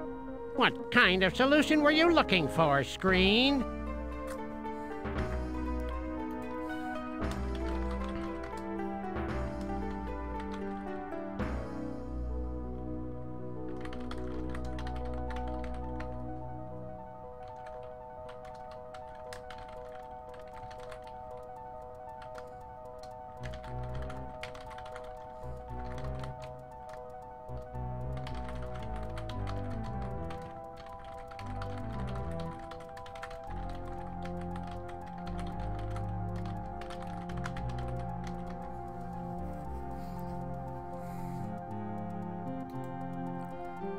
Let me see here.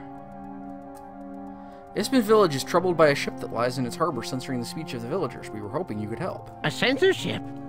This sounds serious. How many censors are set upon the deck of the ship? 2. Ah, this is indeed a foul ship.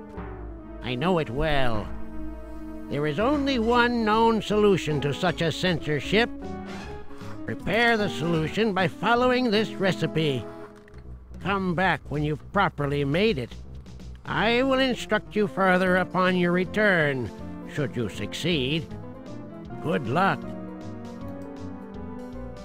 The Fair Enough tosses you a tattered piece of paper. What's it say?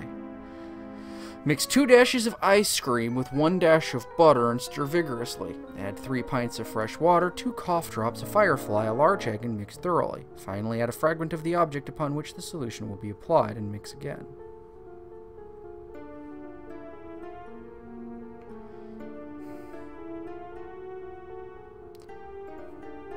I'm keeping abreast of things.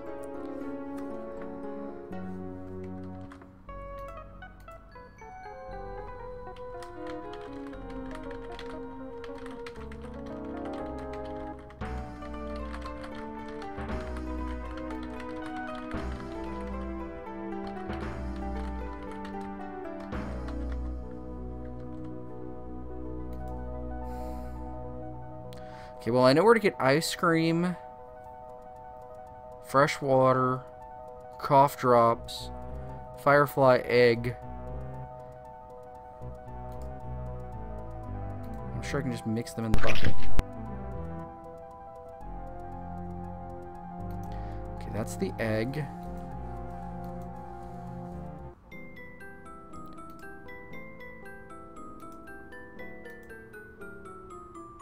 No, I want to fill it with ice cream, not snow. Okay. It's 2 dashes of ice cream.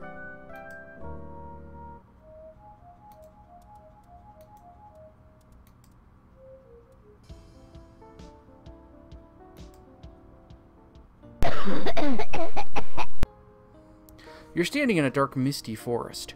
A lone firefly buzzes from tree to tree. Nada watches you. You hear a cough. A drop falls from the bush into the spring, making a small splash.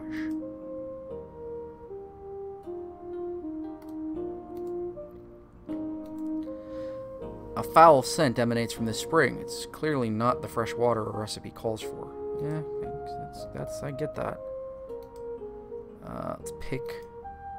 You grope around in the bush for a second and find nothing to pick. Shaking that bush isn't going to free any of the cough drops inside, Doug. You have to wait for them to drop.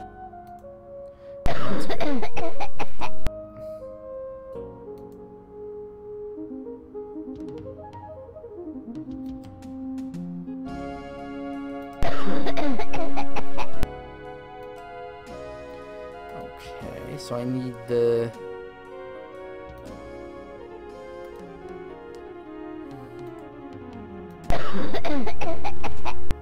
So it just keeps falling into the spring. That's great.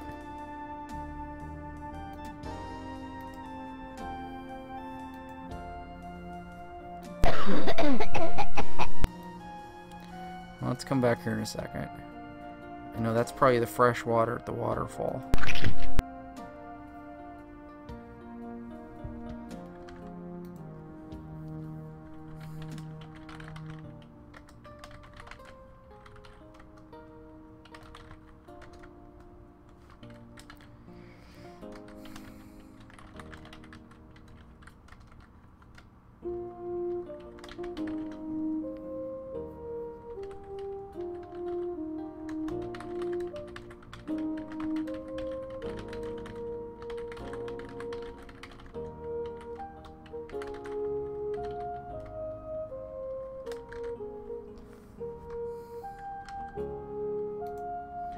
so I have the water.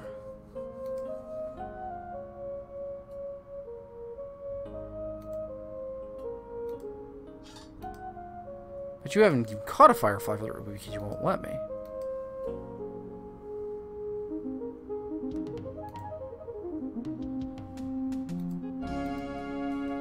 It's a small wooden peg with a flattened top, giving it the shape of a letter T.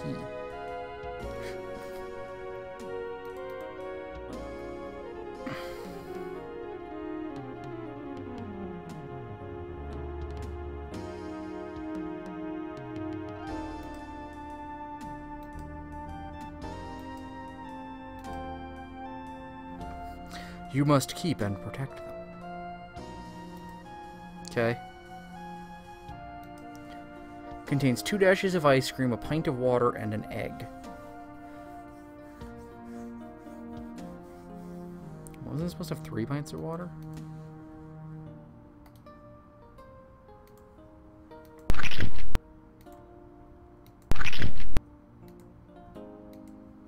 Two dashes of ice cream, 3 pints of water, and an egg.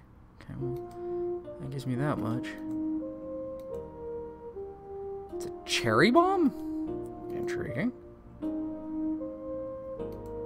Those harmless-looking fruit are cherry bombs, Doug. Be careful. They explode on impact when thrown.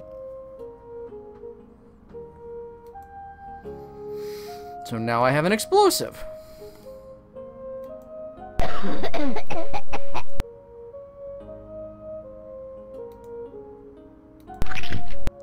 You throw the cherry bomb at the tangle tree. It disappears in a small red puff on contact. Well, apparently it wasn't that useful. Yay, I got another cherry bomb. Good thing they're infinite. Yes, Doug? Did you get one of those cough drops? No problem, Doug. Just wait until the next cough. Okay.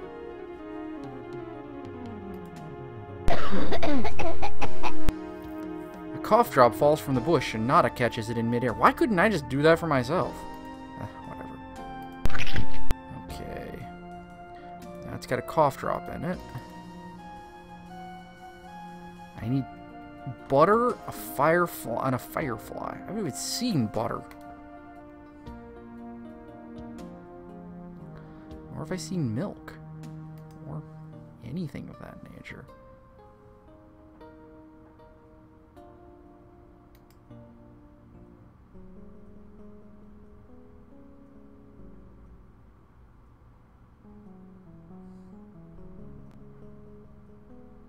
Looks so much like the beginning of Return to Zork to me, it's kind of weird.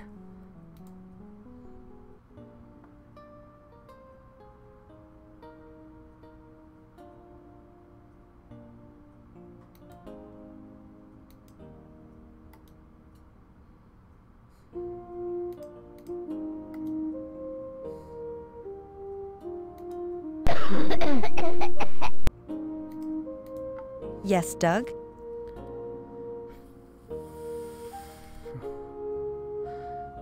Huh? You still need... Oh, I need another cough drop. Something from the censorship and a firefly.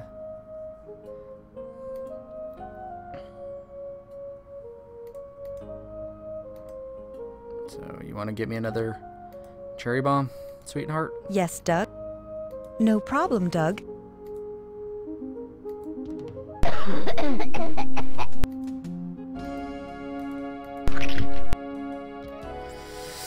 Okay, let's save.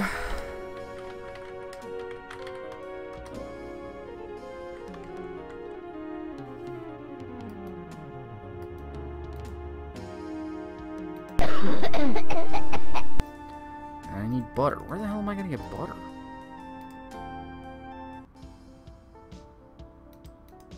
Greetings, Wanderer. I don't see how... Well, you know, the only answer I have for you is fuck you. Fuck you, I'm the hero.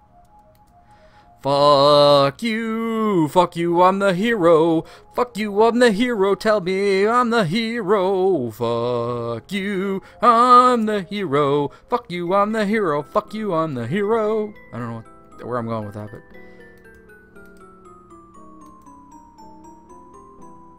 The eye screen won't permit you to arm yourself with such a dangerous weapon. No, so I can't poke it in the eye. It happens.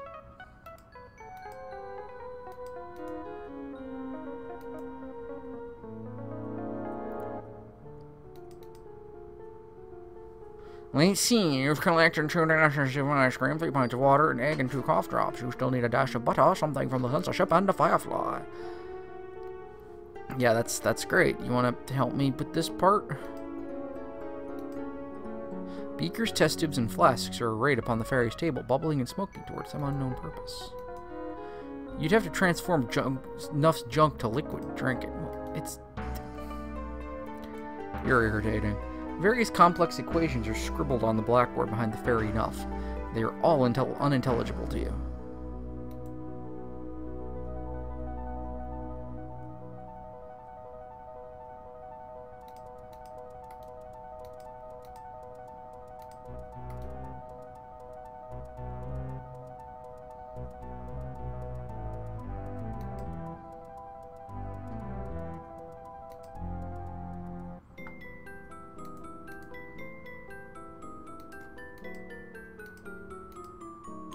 The eye doesn't respond. Perhaps it's sleeping or something.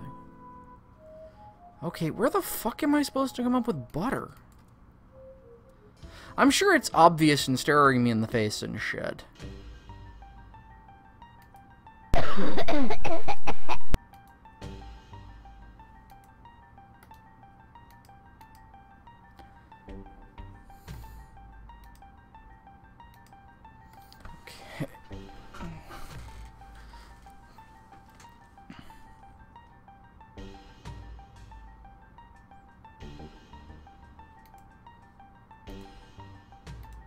Yes, Doug?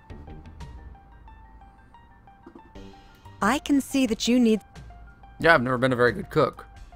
Oh, so you tell me the same exact thing. No, there don't appear to be any other Piers here. After peering I do have a cousin named Pierre. That's not helpful at all, you bid.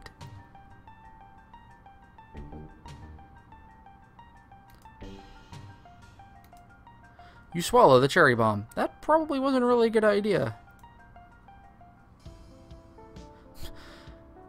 The cherry bomb explodes, blasting you apart from within. Glass flies everywhere. You've got to watch. You gotta watch what you do eating, Xanth, dog. I'm afraid. Can you undo that last move for me? Oh, cool. You won't undo the other move, though, so I have to restore. Thank you. Because I'm still going to die in my next turn. That's great. Okay.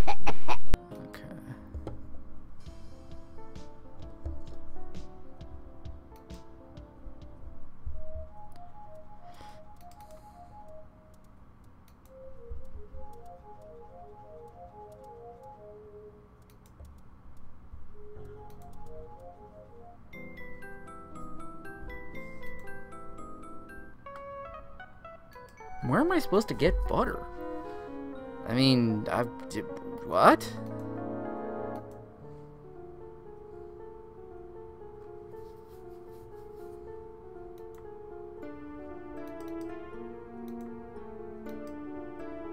Because he's the only thing here, and all he'll talk to me about is the recipe.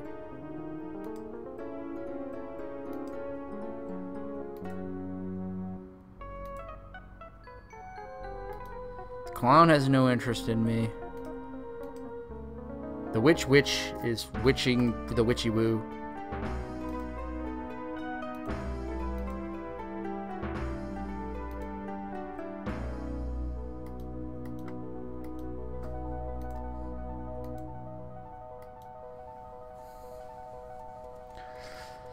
And you'll notice I'm not reading a lot of the narration. That's because there's not a whole lot of point. It seems the Ice Queen's palace was more like a cheap Hollywood set. Well, it seemed pretty convincing. Screens really aren't designed to climb scaffolding, Doug. Maybe later, if you believe. Clap your hands if you believe! Oh, yeah! Can I get an amen from the congregation? That was the... that was really kind of... a little more effete.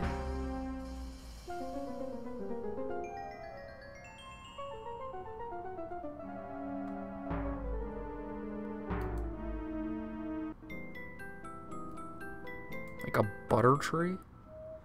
Or a milk tree and I have to churn my own.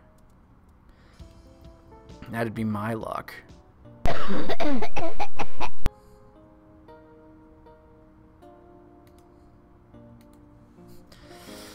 I wonder if I could DT the tangle tree to make an angle tree. Oh wait, that's that other game.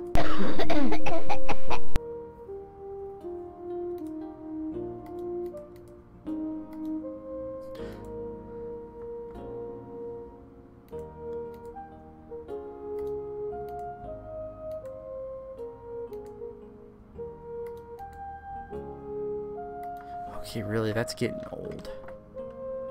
Just a second. Something's doing something weird. Why am I seeing share on Facebook all the fucking time? That's just messed up. Sorry. Okay, so I can't climb trees. Huh? Oh, that's great. Wait. These are buttercups. Containing some butter.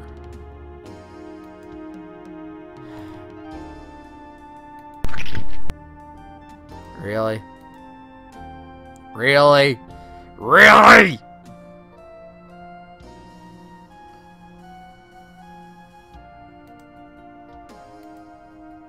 You whip the buttercup back and forth through the swarm for a few seconds and catch a single bug with it. Become so stuck within the sticky flour, unable to escape.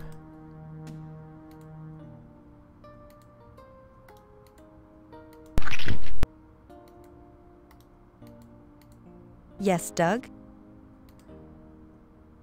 You still need something from the censorship. Oh, hi, phone.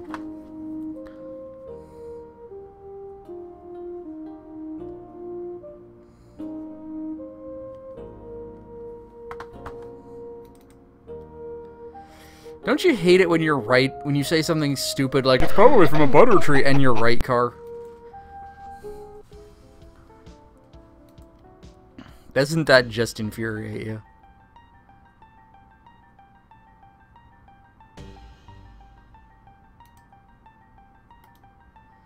Wait,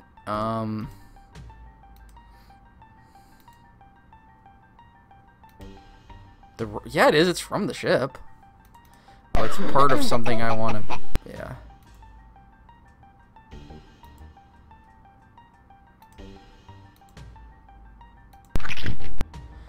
It disappears in a puff of red smoke. Well, okay. So much for that idea.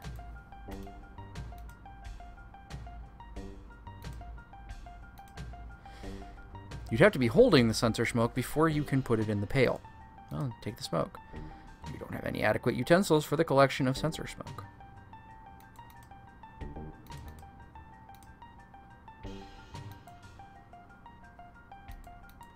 Yes, Doug?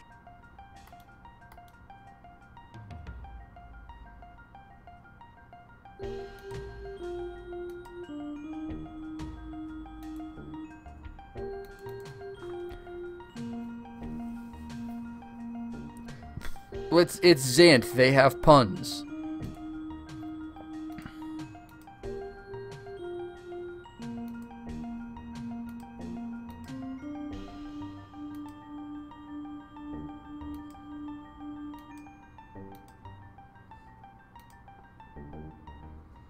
And you can't take the censer smoke because I don't have it.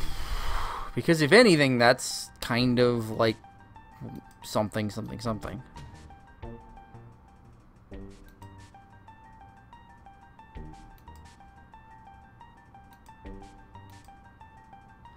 If this sensor had a sort of cover, you could problem at hand. I probably could, indeed.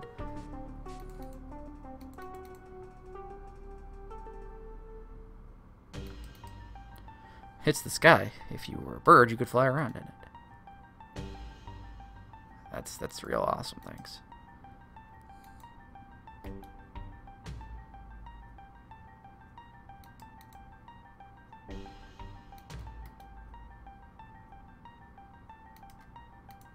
Yes, Doug? I can see the... Yes, that's great. I need something from the censorship. The rock will not help you in dousing the foul sensor. I don't know, maybe it will. You seem to be short-sighted.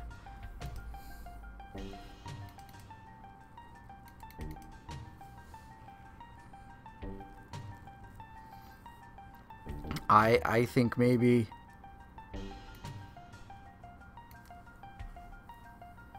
you're not thinking and stuff. Hey, let me go. You really talk a lot for a bucket that's got a lot of shit in your mouth.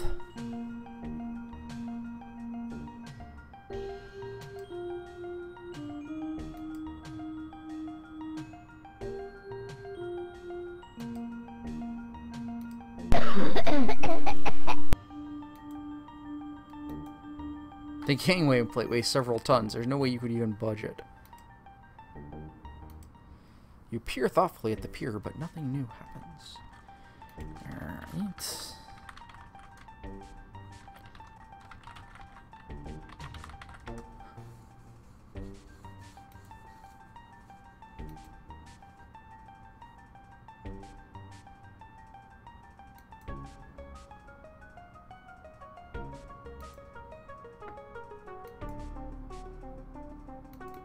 Oh, I'm an idiot. The easiest one of the bunch, and I couldn't think of it.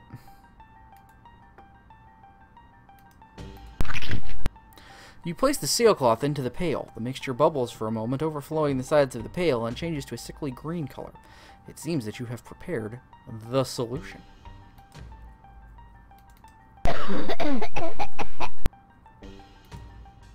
If you douse the sensor with the pail, you wouldn't be able to keep close enough to douse the other sensor.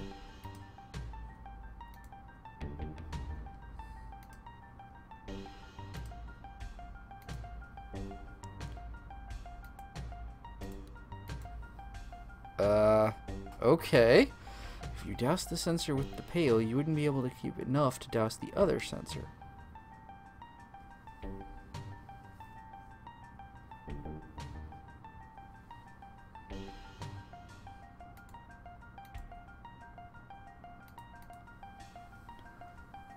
Are you serious?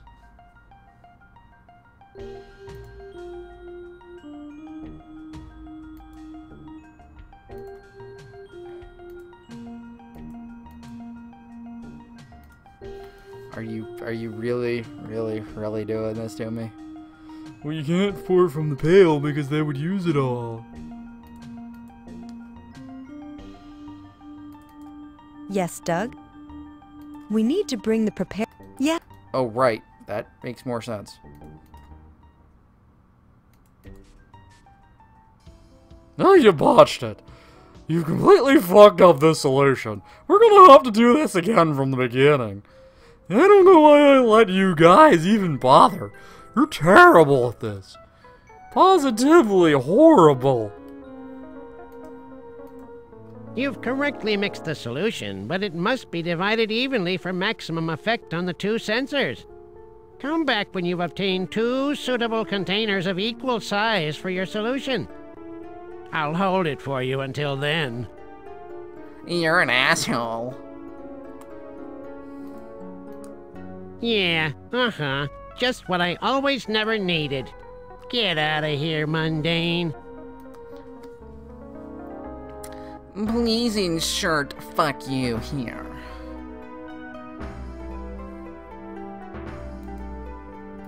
How about your test tubes?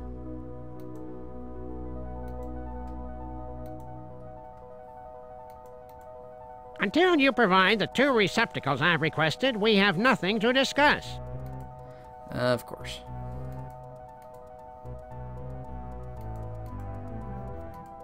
Could I swipe some of his balloons? No? Okay.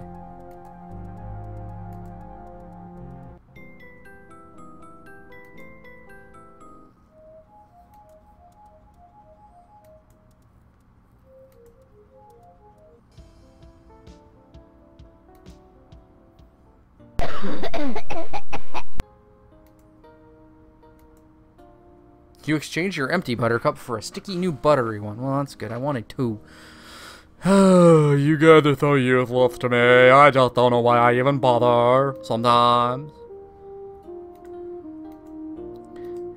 pick. Thank you.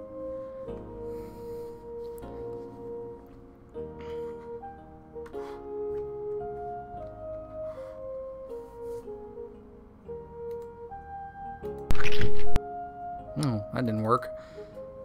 It's a good thing there's infinite cherry bombs, because otherwise this would have been a really short game.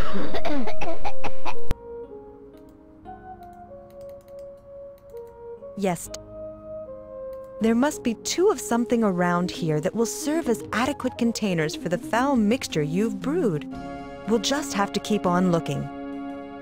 There's got to be some containers around here somewhere that'll foot the bill. Keep looking. Well, you just gave me the answer, if I could find them. Greetings, one. Yep, that's the solution, all right. You're halfway there. Good luck dousing those f***ing sensors. Good luck not fucking helping me.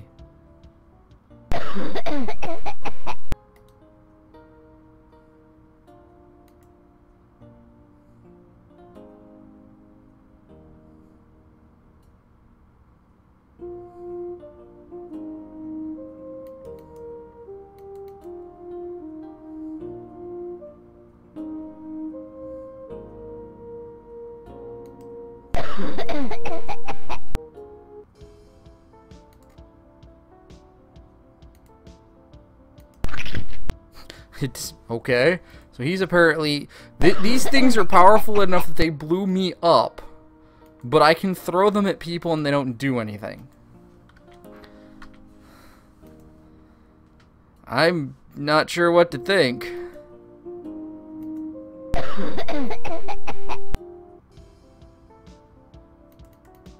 And it didn't pick one. Even though I said, could you pick one? Thank you.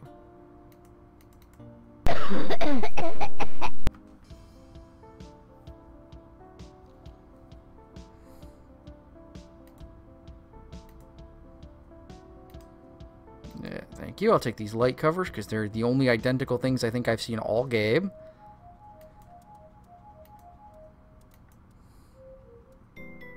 I wonder if Nada Naga is related to Baba Yaga. Out here in the fields, we find for our butts. Now that you've provided the solution and 2 equivalent receptacles for it, I'll divide it evenly between them and return them to you. Now go forth and douse the censoring sensors. By the way, I'm keeping the pail and my recipe. Meal for Agent Juice, yeah. Sorry.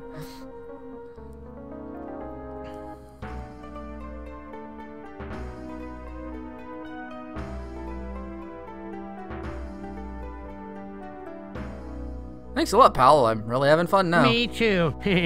At your expense, I'm afraid. Be thankful for what I've provided. On another day, I might not have been so benevolent. What am I supposed to do now? Wear one of these on my head? Yes. I think you look quite nice in either of them. Here. This is my pail, and I've only loaned it to you long enough for you to mix that horrid crud you've got there in those lamp covers. I haven't noticed any exploit screen, just 2 goblets full of glop. Yes, get on with your dousing, mumbling fool. It's only out of extreme benevolence that I extend such a favor upon a sniveling screen such as yourself. He sounds like the Wizard of Ass.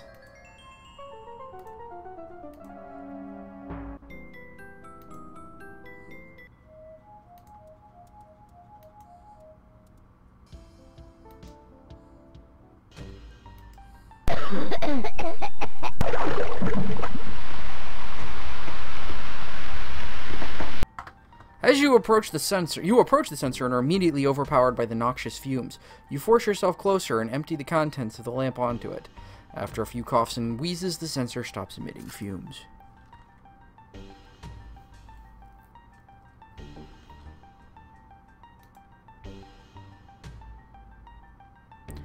And then the other one. Oh, okay. You make your way through the choking fumes. You're looking at the deck of the foul censorship. The menacing bowl is belching horrible fumes. Nadja looks hungry. You gasp for air. Struggling to overcome the choking fumes of the sensor, you force the lamp cover over the edge of the infernal bowl. With every bit of willpower you can muster, you force your hand to overturn the cover, spilling its contents into the sensor. A long hiss of smoke issues from the sensor, and it is extinguished forever. Yay! There was much rejoicing. Who's Grand Nagus? Car. So, Demon Xanth, the mundane boy has finally come to believe in your magic. Yes, Demon Earth. Although it has cost him precious time, the girl is already far ahead. True, but there is still a long way to go. Do you think he suspects the stakes of our wager? No, he remains ignorant. I am certain that he has not yet dug up that information. Arrgh! Another of your infernal puns! Eternity is arduous enough without having to endure your pitiful attempts at humor. When you lose this wager, perhaps you will also lose your taste for wordplay. I wouldn't bet on it. Arrgh! Arrgh, I'm so put upon. Also, puns are immediately defused by putting a pause in front of them and giving them special enunciation, like, look at this medal! I hope nobody steals it!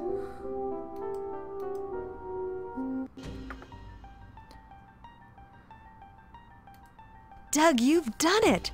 You've come through! Now that you're here in Xanth, you no longer appear to us as a screen. Well, that's... I must admit I'm surprised. Dousing that last sensor must have increased your belief that Xanth is in fact real. How does it feel to believe?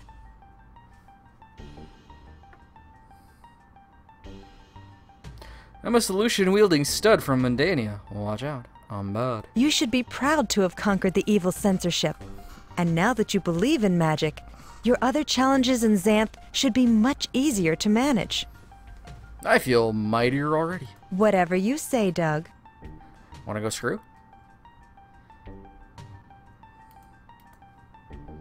This is Xanth, after all. You've done it. The wicked censors. You've killed them. I guess I did. I'm wonderful, aren't I? Kind of like a hero. As headman of Isthmus Village, I present this token of our gratitude and respect. We're not exactly sure what sort of sword it is, but we're sure you'll find out in the course of your travels. We're taking back our key, our lamp covers, and our town rock. Do you have any final requests of us? Pants? Yeah, what was it you said about regions and fair enough? There is a shortcut path from Isthmus Village past the dangerous 5 regions. The regions of air, earth, fire, water, and void are to be avoided at all cost. Hazards beyond imagination lie in that domain. The Fair Enough knows where to find the trailhead for this shortcut. It was a privilege to search such a pleasant town where there isn't anything. It has been a pleasure to be served by such a pleasant mundane and Naga princess. What's so important about that rock, anyway? The town rock has occupied that location in Isthmus Village for over 2 centuries. The story is told of how the great rock served as a projectile in some ancient type of machination, showering terror down upon its foes. Other than that, we just like it. If I'd have known that part about the ancient weapon, this whole job would have been immeasurably easier. Yeah? Oh well. I like the sword. It's very pointy. What do you know about it? Not much. It's a sword. It's very old. It's got a pointy tip. That's about it. That's enough. How old is it? Very. Where'd you get it? We can't remember. A while ago. Well, who'd know more about it than you? The good magician Humphrey knows the answers to almost all questions, and I'm sure he'd be pleased to tell you about this sword in exchange for some service. So I guess you don't know much about the sword. Well, gotta go. All sorts of adventure-y things to do. have a sword, it's really pointy. I'm gonna stick it in some evil things and make them bleed on the ground. Da-dee-da-dee-da. The sword that the Isthmus village headman gave you is made from a smooth gold metal. I hope it's not really gold. The people of Isthmus village wouldn't appreciate it if you took off with the town rock. The gate is locked shut. Without a key of some type, you're not going to get in anytime soon. I don't really want to get in. Excuse me. We should watch some Deep Space Nine, Car. Though, the fact that I'm never around at night anymore kind of diminishes that. Okay, fair enough. Tell me where I'm supposed to go. Aha! I see you've been successful, and that you've become a person in our fair land. Why do you return to my humble booth, mundane? Because plot point. The headman mentioned something about a path through regions. The shortcut? Yes, I know of a shortcut to get you quickly past the 5 regions. But beware, this path runs treacherously close to the void, which must be avoided at all costs. Good luck. And remember, avoid the void. You know, I'm kind of annoyed about this void. Why do we have to take this shortcut, Mr. Nuff?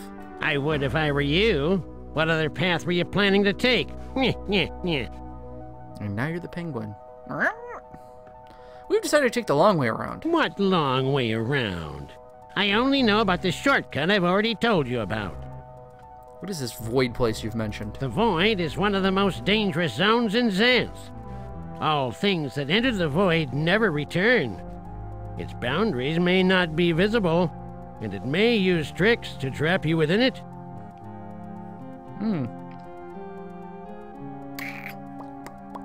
What do you think of the sword I got from the villagers? It looks old and pointy. Be careful who you point it at. Okay, see ya.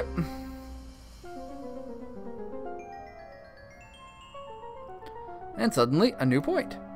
Hey, boy.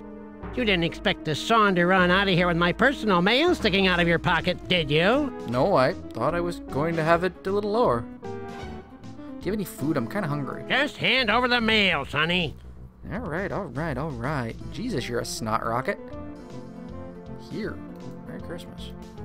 Oh, goody. No doubt more mail from my adoring fans. Thank you, mail boy. Well, I would hope I'm a male boy, otherwise I'm a female boy. Nah, they're all the same, heaping praise upon praise concerning my magical prowess and the like. You are a penis. But the letter might contain money. Nope, you're wrong. Have a nice day, kid. Go away, kid, you're Ballamere. You could have just taken it like you did all the others.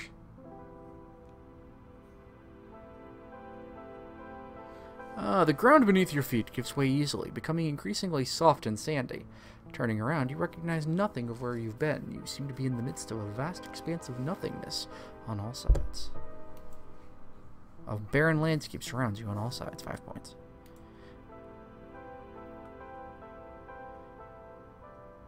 Is that a black mesa? A large black mesa jumps up from the desert floor many miles away. Uh-oh. So much for good advice from brilliant fairies. What do you mean? Haven't you noticed that there isn't any way out of this place, Doug? I haven't really even tried. No, I hadn't noticed. Where are we going anyway? We were trying to find a prize, remember? No. But we've wandered into an evil place. Is it a model? The void is perhaps the most dangerous place in all of Xanth, and I'm afraid we've blundered into it. Tales have told of people who've managed to escape, but I'm not very hopeful. I'm sorry I haven't been a better companion for you, Doug. So all 4 companions were bad choices. Did I have the option to start without one? Because, well, everybody sucks. Everybody sucks, everything blows. I don't like anything right now.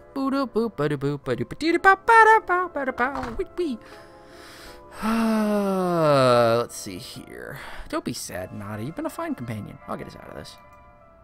Because I'm the hero, and that's what I do. You walk off towards the northwest, feel a little lost, and return to your starting point. North, feel a little lost. Northeast, feel a little lost. East, feel a little lost. Whoa! Ooh-wee-oo! Southwest, east, feel a little lost. South, feel a little lost. Southwest, feel a little lost. West, feel a little lost. Okay, so if I go to the northeast, it creates the door for a second. Intriguing. Rebel is strewn about the desert landscape. None of it looks particularly interesting. Nah, Rebel's too boring. There aren't any good Rebel puns. Rebel, Rebel! Whoa, hello.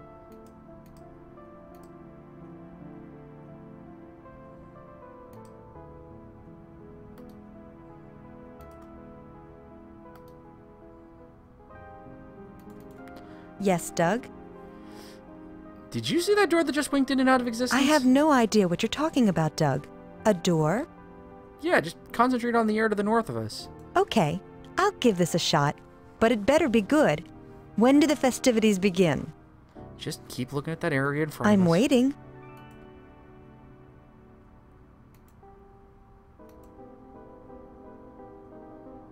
I can't believe it, but I just saw that door you were mumbling about, Doug. I wonder where it leads. Me too. Maybe it's a way out of here. Could be. What do you think is making it do that? It's unnerving. Beats me. I'll just keep thinking about it.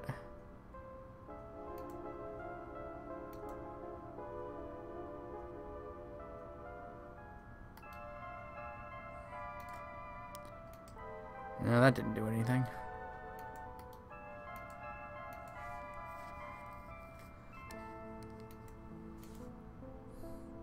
Delicate-looking plants dot the desert landscape. Each plant within reach is covered with tiny barbs.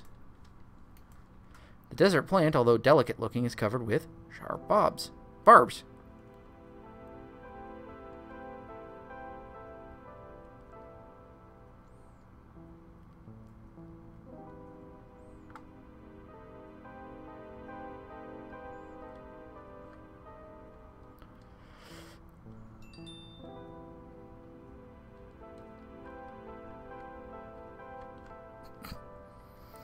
Okay, checking my phone again. I hate doing that to you people, but you know, there are things afoot that I got to deal with.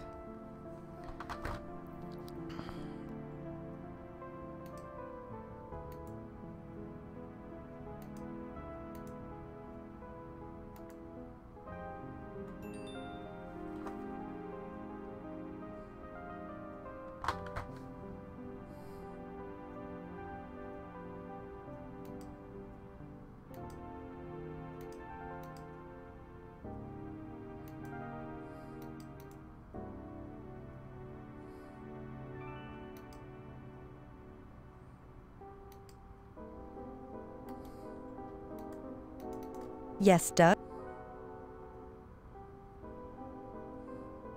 I don't know, Doug. I'm terrified by this place. We've got to find a way out of here. Thanks for the vote of confidence, Doug. I've done the best I can. Well, now I understand why they said this was not the best one. It's pretty rough.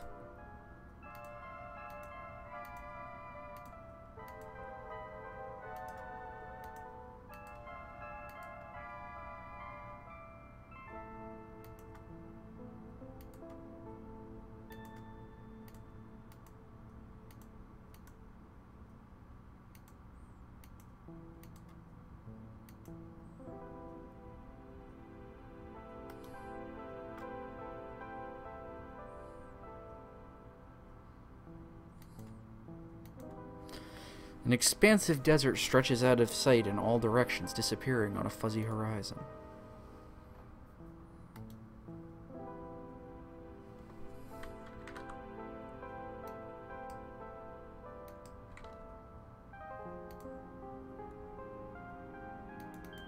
A blinding starburst dominates the overhead view.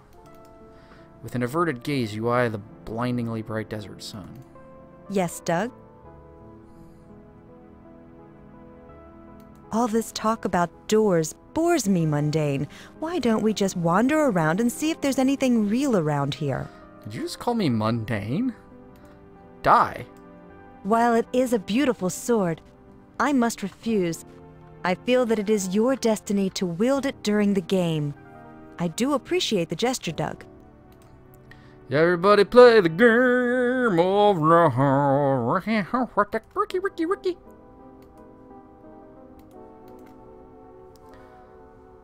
And there's that door again.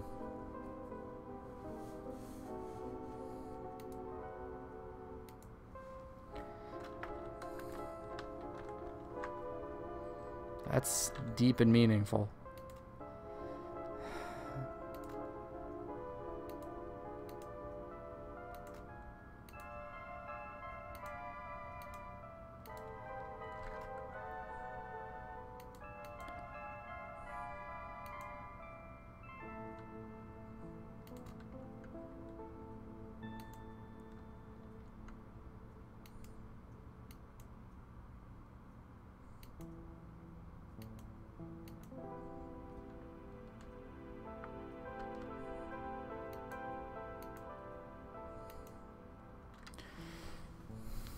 Gets a little solider.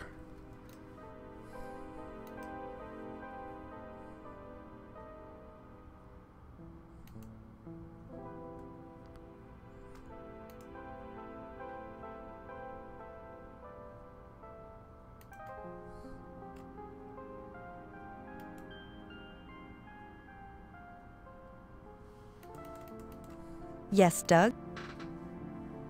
A vanishing door will be of no help to us, Doug.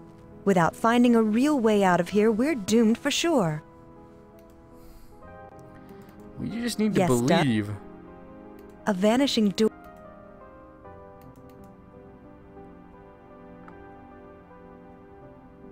A door shimmers into view, taking on a look of permanence. You open the door and discover a flat blackness beyond it. Well, we should enter. You walk through the door into the unknown blackness beyond.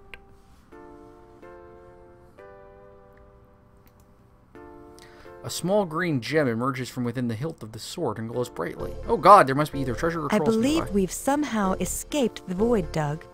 This feels more like the outskirts of the region of Earth. Earth, huh? That sounds familiar. Not in the same sense. Hi, Rat. You're a rat. Or I'm a lizard, one of the two. You're far too much away. You're much too far away to open the barrow door. Nadja impatiently shakes her head and beckons you away from the dangerous void you've barely survived. A closed wooden door lies before you. Let's knock. You rap on the solid wooden door several times and hear echoes behind it.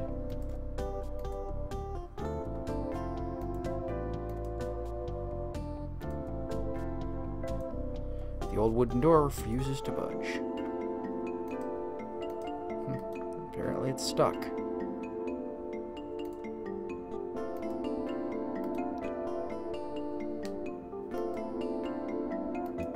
They're nice, obviously, the work of a fine metalsmith. The hinges don't open. Removing the ornate hinges from the door would probably be much more difficult than it looks. You'd probably scratch them up in the process as well.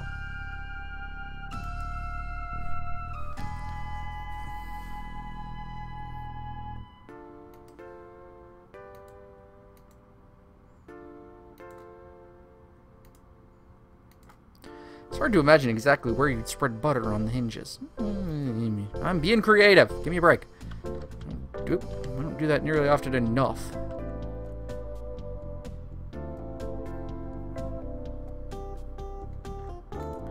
Gotta give me some credit sometime. Please? Some credit?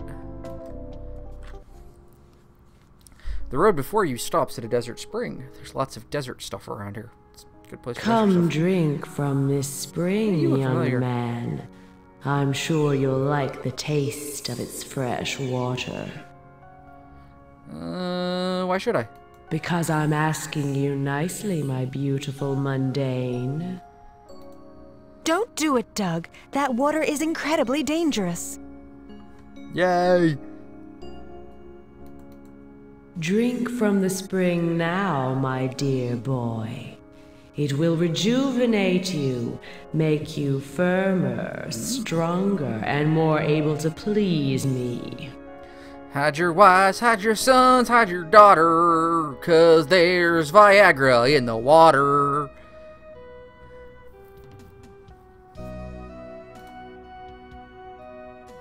Well, and now you know why you couldn't take her, because she needs to be here. Medria Demoness is a scantily clad female with streaming black hair. Aside from her other endowments, she possesses a long pointed tail that she whips around threateningly. She occasionally glances at you and smiles coyly. The butter has begun to melt. There, it's melted butter. It's a small spring glistening in the desert sunlight. Drink from the spring. But I'm not thirsty. This is the only water source for miles. Drink now so that you'll not expire in the desert. Yeah, fuck you. Sword! Wait, what? Don't give me junk like this when there are so many more interesting things we could be doing. Bow chicka honk honk.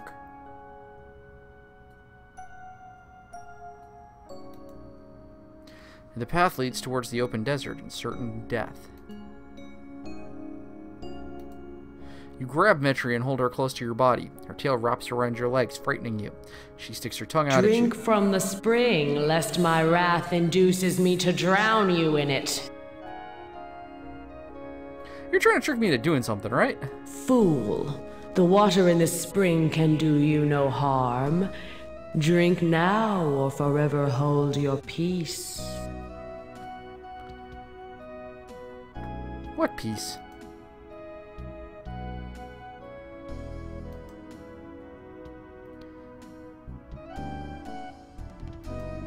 You're not leaving here before I'm done with you, mundane. So it seems.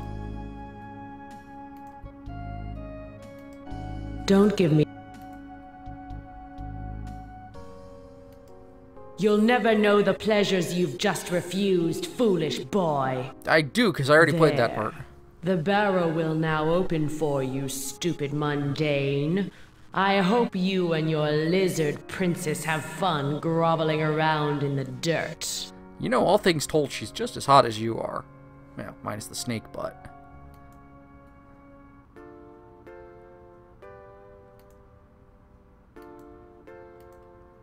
You rap on the wooden door. Okay.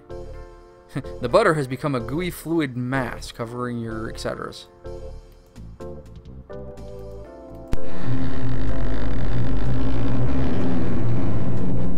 That door just ripped a monstrous fart. You force the heavy wooden door open. It creaks on its ancient hinges. It looks very dark in there. Well, let's go on in. You are in a dimly lit chamber within an ancient bara. A drop of water winds down one wall. Nada is afraid. Let's take a torch. The torch is firmly attached to the barrow wall. The butter has completely melted away. In fact, you can't even find it.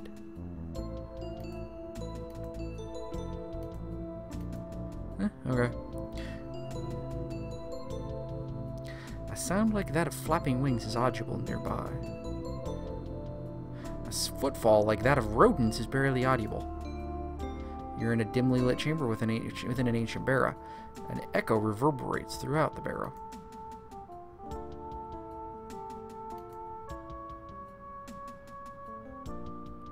Hey, who turned out the lights? Wait a minute, the lights are still on.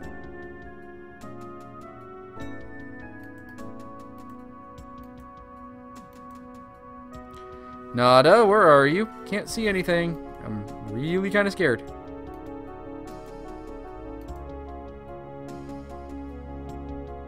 I can't move either. Time passes. Go! Where the hell did I just come from? I wonder what happened. I couldn't see anything except the torches, but they were burning brightly. Yeah, weird. All this activity has gotten me quite thirsty. Let's go back to that spring and get a drink.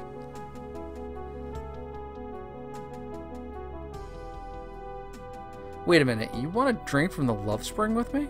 Yes, let's go there right away. Nada grabs your arm and drags you out of the barrow. The road before you stops at a desert spring. There's lots of desert stuff around here. Please don't leave me, Doug. I feel so comfortable by this spring. Let's stay here a while. You're fake. Drink from the spring, Doug. I was wrong before. This water is completely safe to drink.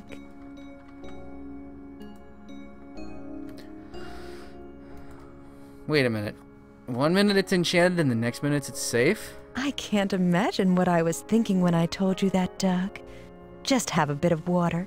You look parched. But you said it was dangerous not 5 minutes ago. It was only a momentary lapse, Doug. Why don't you have a draft from the spring with me? No, fuck you. Please don't. Not as look as I dumb. Don't you feel like joining me in the water, Doug? I think you'd enjoy bathing with me, wouldn't you? I think I'll sit this one out, Princess. Big mistake, Doug. My fondness for you is dwindling by the minute. Yeah, well, my fondlessness for you is by the minute... Oop, hitting my microphone with my arm. While it is a beautiful... No, I refuse. Ha ha, I win. So, you saw through my disguise, you impotent mundane. May you wander through Xanth without aid, foolish boy. You'll never know the wondrous pleasures you would have enjoyed with me. Honey, I know what sex feels like.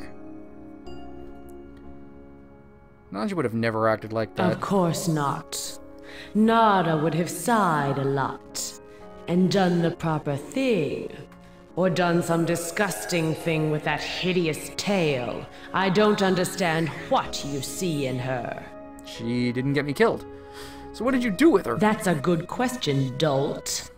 But just to show you how merciful I am, I'll lend you this little homing device to find her.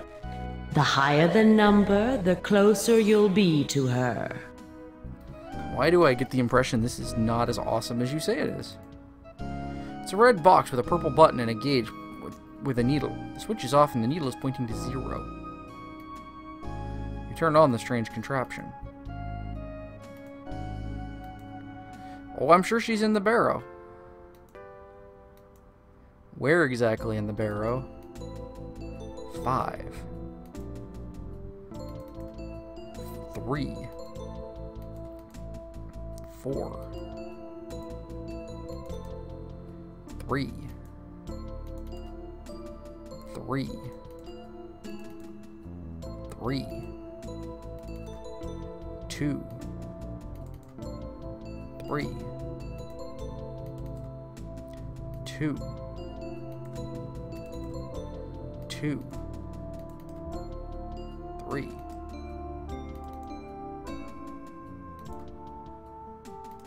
I'm not gonna keep reading the numbers.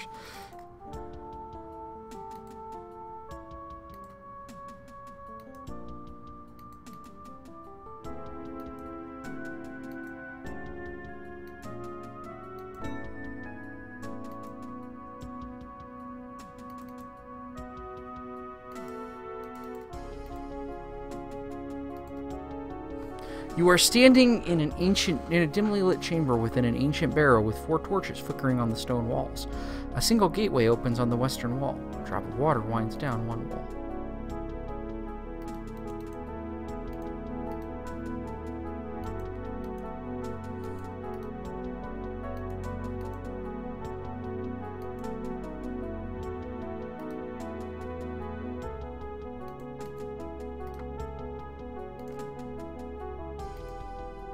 You're already in the barrow.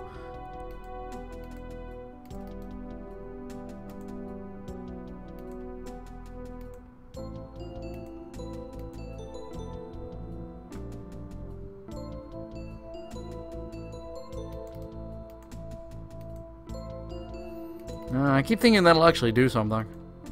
Not quite sure why.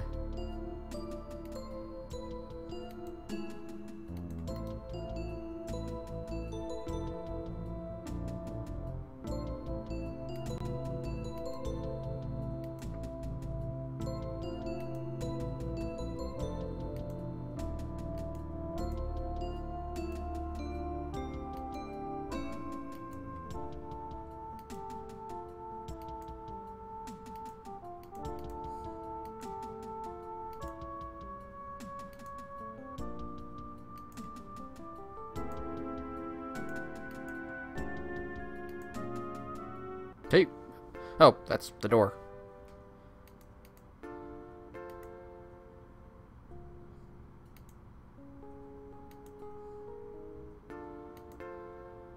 You'd be out of your mind to head back to the void, especially alone.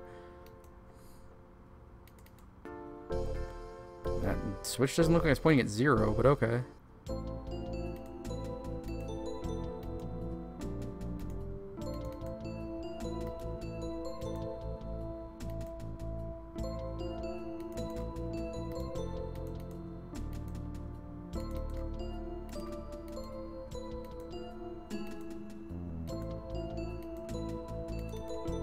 See, because that's the only 5 I've seen, but... on its surface is a green gem, huh?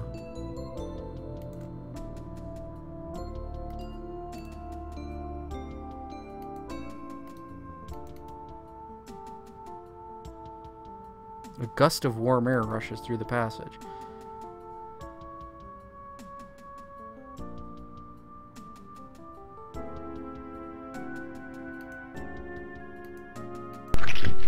You throw the cherry bomb at the barrow, it disappears in a small red puff on contact. Well, let's undo that so that I can have that back.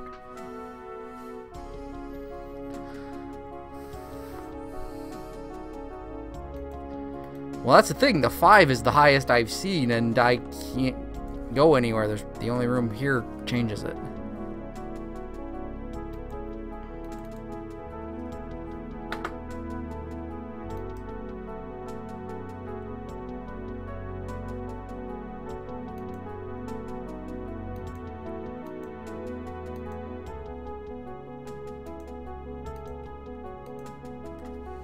Yeah, I figured. I'm an idiot. She lied to me. Of course she did. When it's a 5, I'm far away.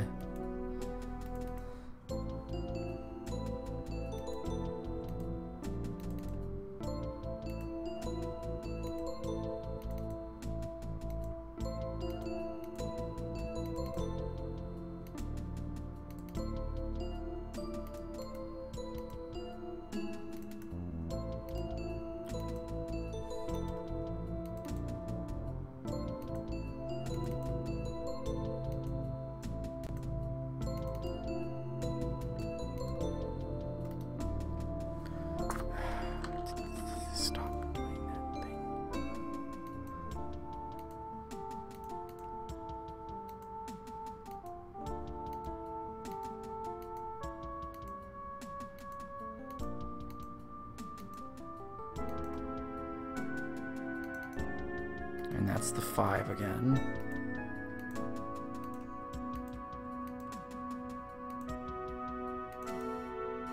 There we go. A stone plaque hangs from a rusty nail. There's some indentations in its surface. Running your fingers over the stone plaque, the only thing you're able to spell out is the word Mac.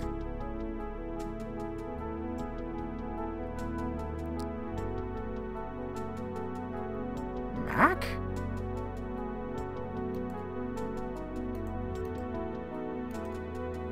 You try to pull the plaque from the wall, but find it to be immensely heavy.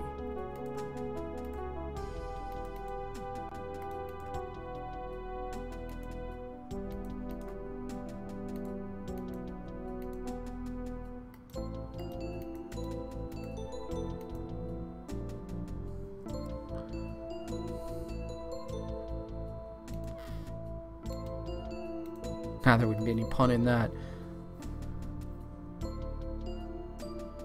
Mac?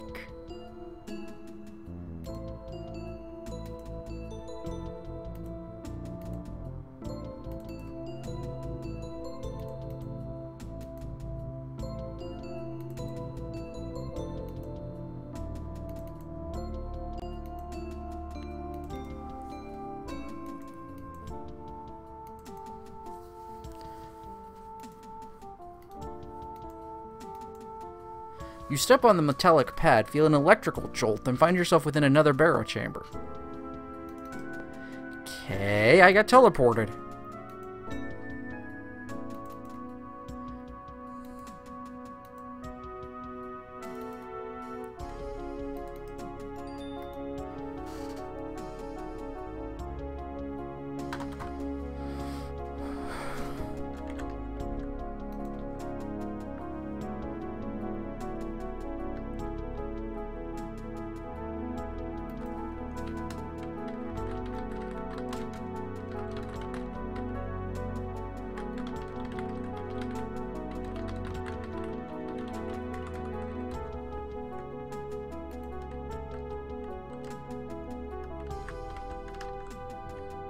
Okay.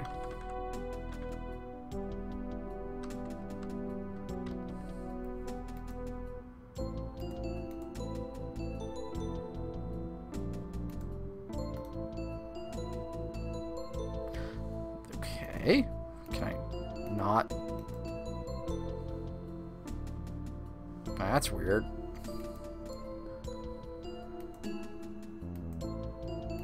Not the weirdest thing so far, but pretty weird.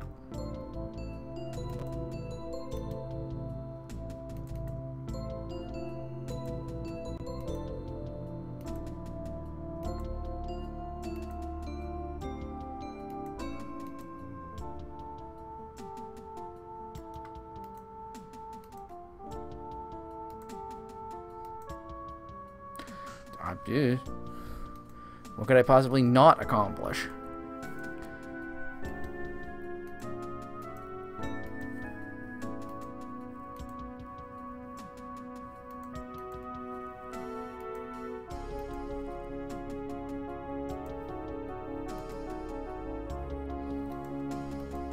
You step closer to the mirror and study it closely. In a moment, another inexplicable image is revealed to you. You see a girl who looks a bit like Kim floating on a raft. Does Kim ask you as many questions as she asks me, Jenny?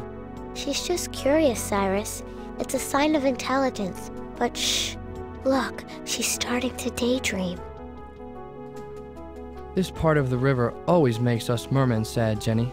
Did you know that these bubbles are filled with things that people have thrown away or abandoned? You mean someone has abandoned that poor dog?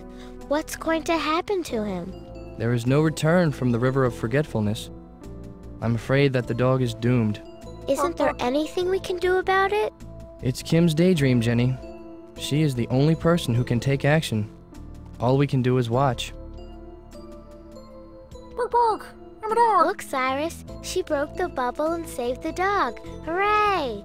She is an exceptional girl, Jenny. Not only is she smart, but she is compassionate, too. You must have enjoyed being her companion. She's okay for a mundane, I guess. She's kind of impulsive and very headstrong. But all in all, maybe she's not so bad. Well, take good care of her, Jenny. I'd hate to see her disappointed if she doesn't win the prize. Don't worry, we're still ahead. Doug is catching up, but he'll never make it to Humphrey's castle ahead of us. Just keep saying that. I'm the hero, remember? Don't you never forget who the hero of this game is. Who's presently lost in a maze.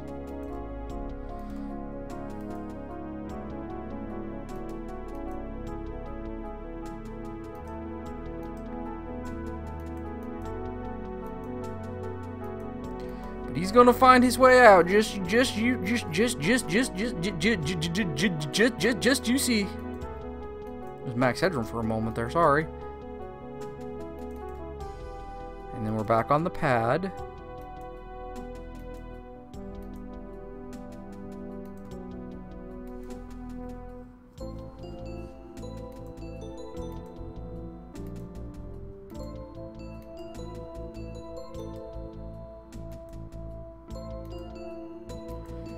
Do you remember an era when people actually liked mazes?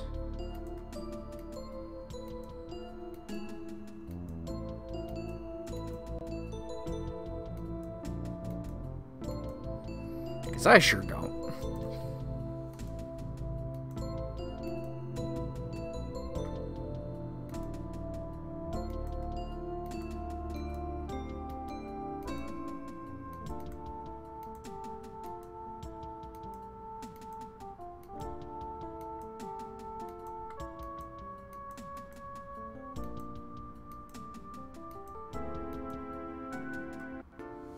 Well, I made it out again. That's something, I guess.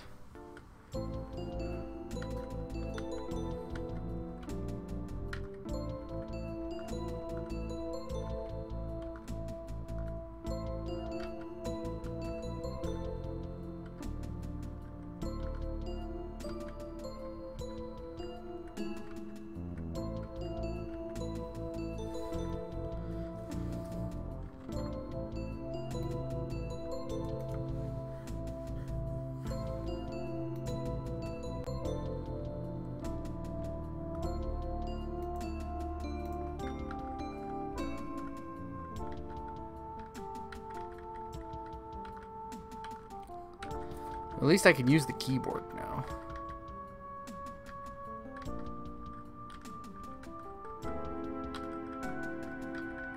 Okay, we're back at the entrance again. Yeah, they're... Okay, stop buffering my hits.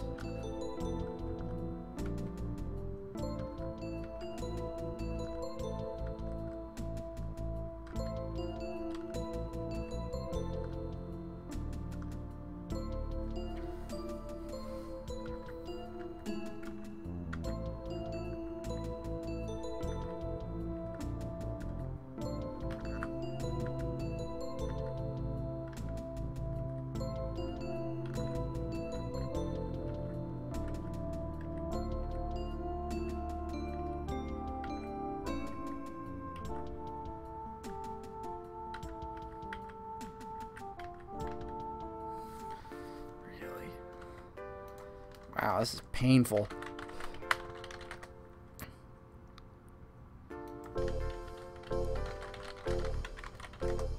And they're all almost exactly alike. It's like I can't tell one room from another, from another, from another. It's redonkulous.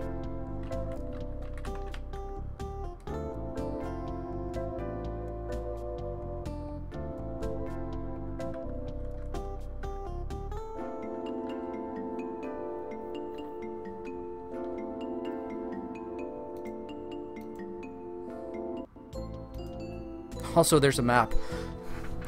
This is me. I'm a smart guy.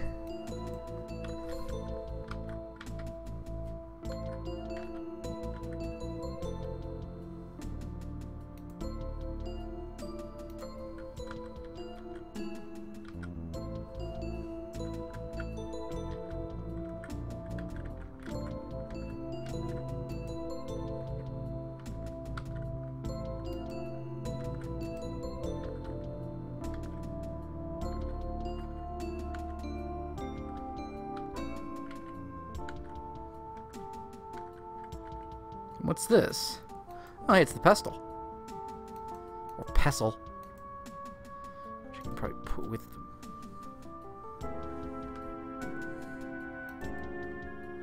There was a map the whole time!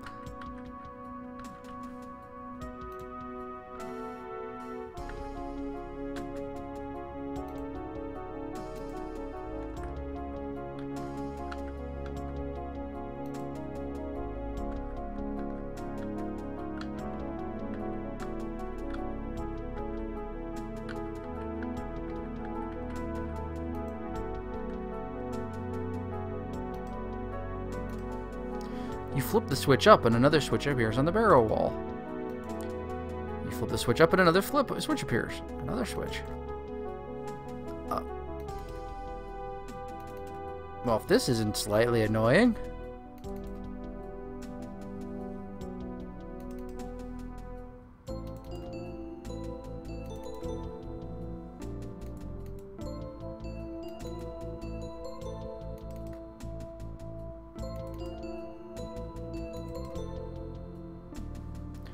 Okay, so they're all... What the fuck?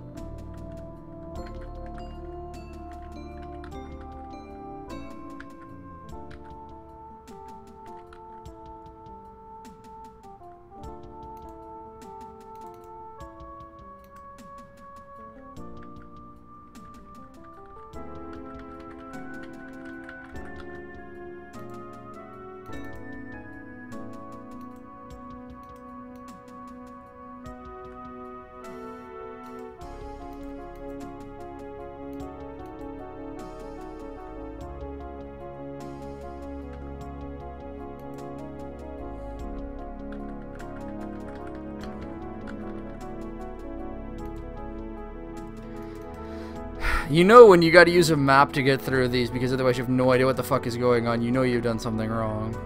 Designers. This is not me talking about me, the player, doing something wrong. This is you, the designers, having done something wrong.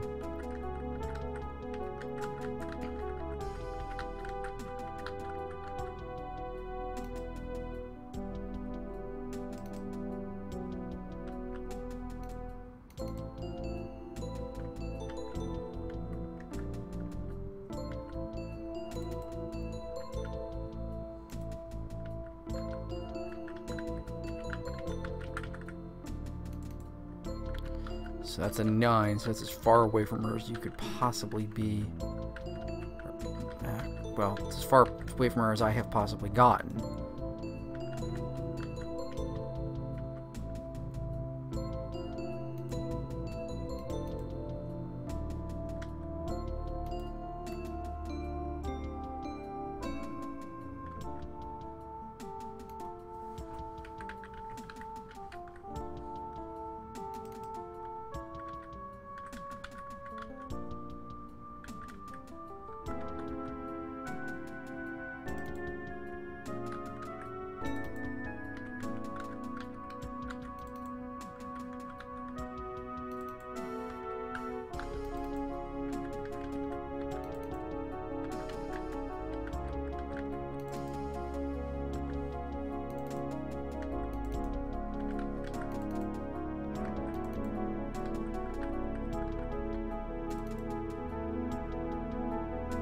Okay, so this is the 0.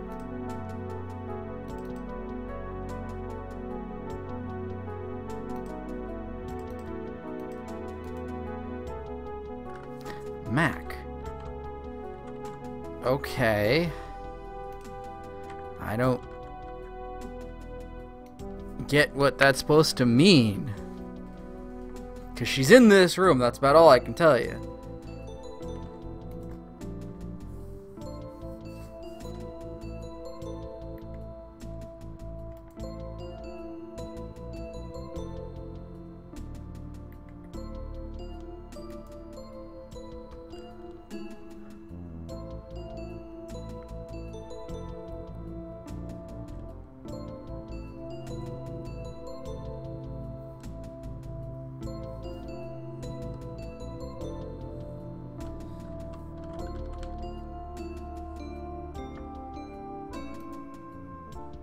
I wonder. It's a good question. You press the flattened paper against the plaque and punch a small hole in it with the nail. The paper hangs directly in front of the stone plaque. I don't really have anything to rub it with, though.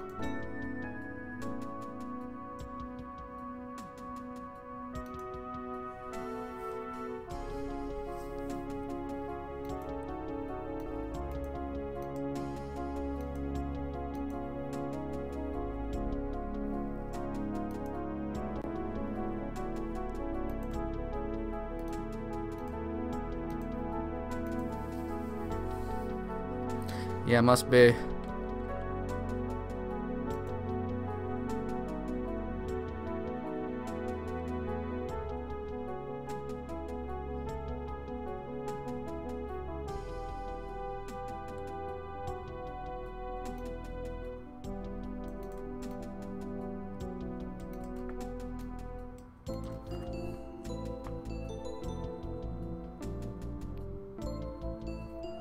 Okay.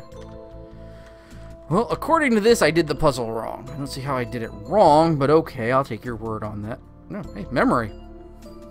Didn't know you could do that. And version.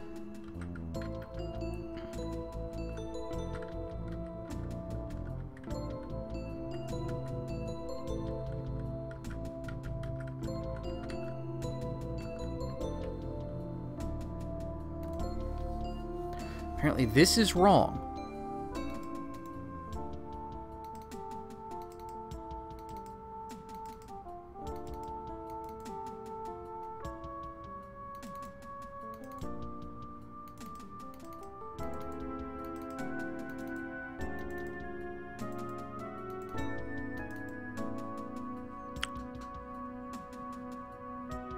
You flip the switch down and it melts into a flat metal plate. Those strange plates melt into the wall, and this happens. You push the huge red button and the barrow wall begins to vibrate. The wall of the barrow opens up, revealing a descending staircase.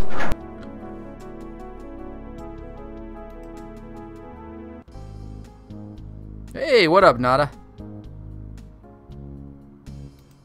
Don't look at me in this state, Doug. What, your knockers twice as big as they were in the last scene? Okay.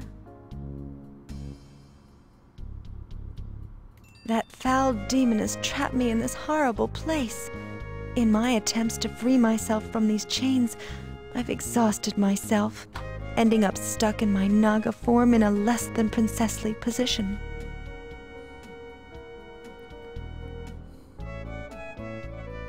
You looked! You impudent young man! I specifically told you not to!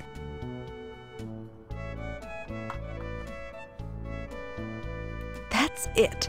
I'm done playing this stupid game, demons. Do you hear me, wraiths? You can find another companion for this irreverent mundane. I quit. You quit? You should have listened to Nada's request, Doug. She is a princess, you know. You've lost the game. You're a fuckstick. I'm afraid you've lost. Undo that last move, Peckerwood.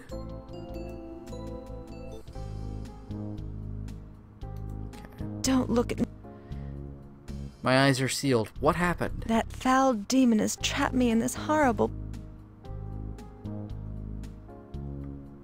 Without looking, I can't do much to help you. Just do as you're told and remember not to look at me. Okay, what do you wish of me? Check out the manacles binding my wrists. I'm sure there's an easy way to uncuff them. Mitria had me locked up in a second. And remember, don't even think of looking at me in this state. Honey, you're a Naga princess. I think you would actually be pretty accommodating to having a snake for a butt. As opposed to, you know, Princess... what was it? Queen Festering Pestilent Slug for a butt. Okay, I'll check out the manacles. The metal manacles clamped around Nada's wrists are attached with chains to fixtures on the wall. Yes, that's the idea, but how? There are no visible locks or hinges on the steel manacles. Hey, over here you hear from the vicinity of one of Nada's arms.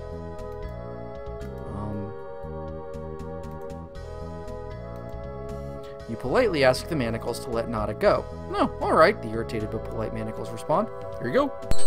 Whee! Turn away for a moment while I get dressed, Doug. I saw your boobies already. What are you worried about? Where did you put the dress? Okay, I'm looking away. Too late. I'm already dressed. You freed me and protected my honor, Doug.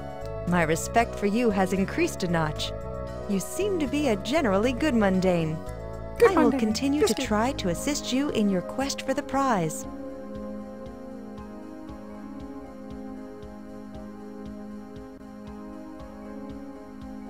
Yes, please help. I really want to get that prize. Now that I'm free, there's still at least a chance of claiming the prize.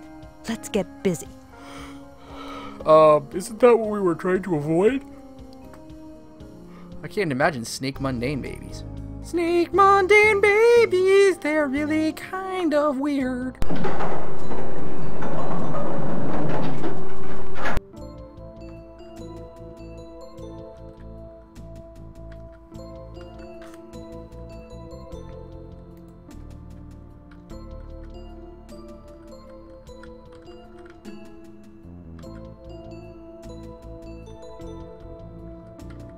Try to remember my way through. And the game doesn't help me at all in that aspect. No, don't quit. Don't quit. Yes, Doug? What do you think we should do now? That door ajar seems pretty odd. I wonder if there's a way for us to take it out. What do you mean, take it out? I mean, get rid of it, of course. I'll bet there's a way out through that door. Please tell me it's not that. Okay, there's the platform. Okay, is it this way?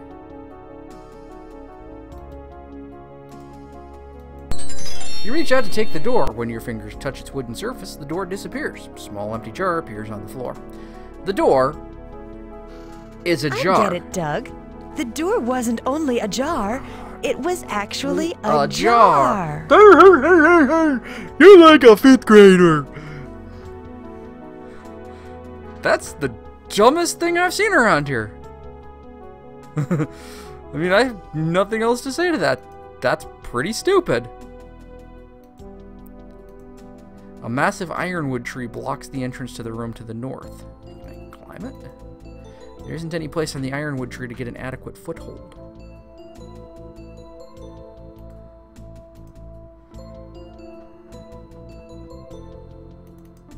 Yes, Doug? Now that we've got the jar, perhaps we could collect some of the agony moss from the dungeon. What agony moss? Maybe you'd better read up on agony moss, Doug. It is one of the most caustic substances in Xanth, able to eat through almost anything. Okay, well, that's cool. I'll go get some of that blue shit.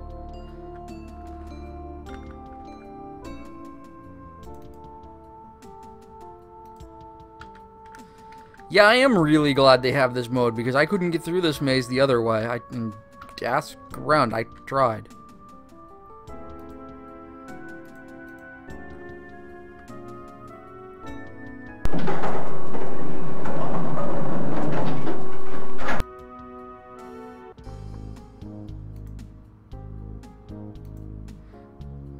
I didn't say to put it in the jar. You open the empty jar and gaze around inside it for a moment. You scoop a bit of the blue moss off the dungeon wall into the jar. No, don't talk to the jar. You screw the cap back on the jar, the moss-filled jar. Rest assured, you've got all the agony moss you'll ever need.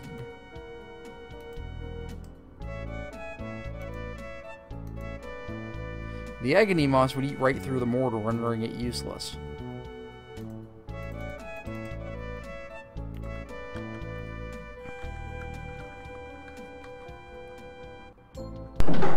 Apparently insert is go up. Okay, I'll take your word on it.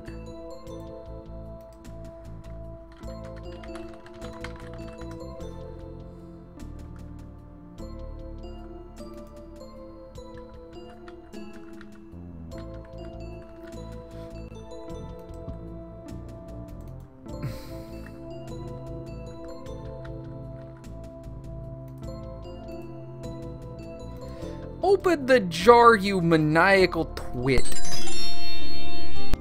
So apparently I melted a giant tree with moss.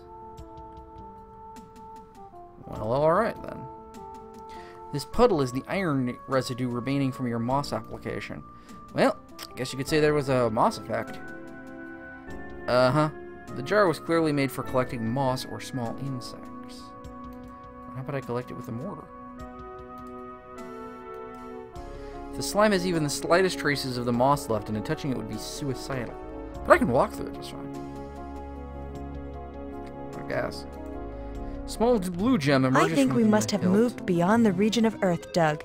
This area feels more like the region of fire. First void, then earth, now fire. This is kind of weird. Not really, Doug. That's the order I'd expect to find them in, heading south toward the gap.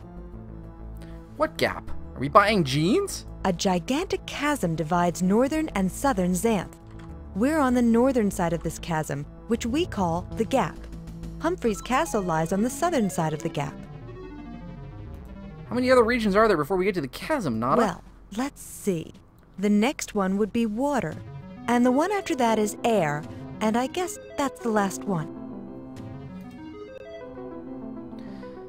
You're walking down a long tubular tunnel. An oppressive heat emanating from the end of the tunnel distorts your view. Nada looks hungry. You stand before a bubbling lake of lava. A narrow path leads off to the southeast. Nada smooths her gown. You wouldn't want to see her snake butt.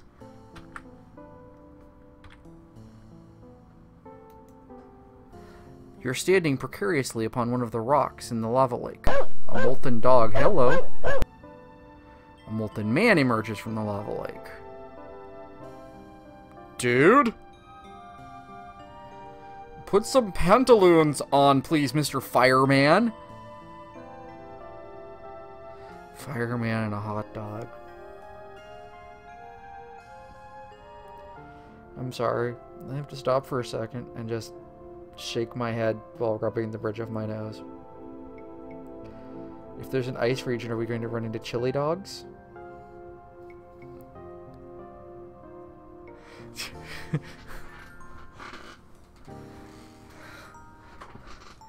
I mean, I'll admit he's kind of a hottie, but, you know. The man is made completely out of molten lava. He seems to have a small drinking problem. He seems to have a small penis, too, but, you know. The dog snarls angrily at you as you turn towards the fireman. You step back in fear of the molten hound. It's the hottest dog you've ever laid eyes on. You feel a little hungry, and you're afraid that he is too.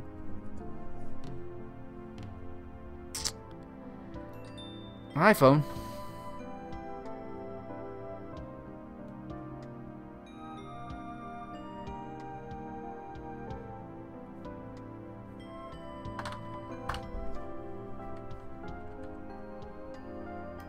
I was in the pool!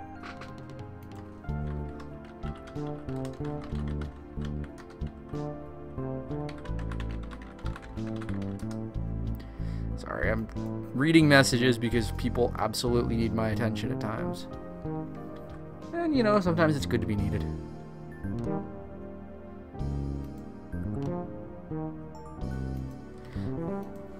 The opening in the side of the pointy rock must have been caused by something falling from above. There's nothing inside it. Do you need me to fill you up? A narrow path leads off to the southeast. The path becomes a dangerous path of rocks jutting up from boiling lava as it heads away to the southeast. The pointy rock is positioned between the path and the molten lake.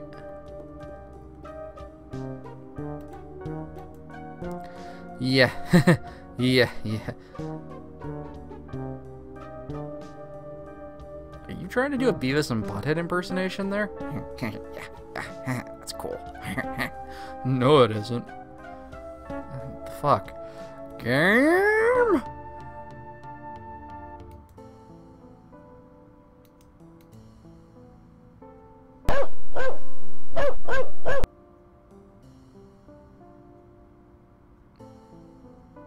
I just want to talk to him.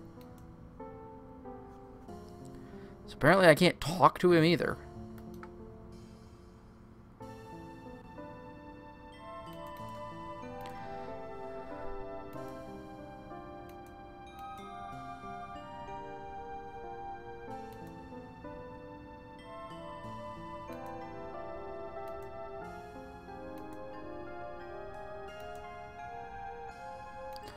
Man, this is like the most useless book I've ever read.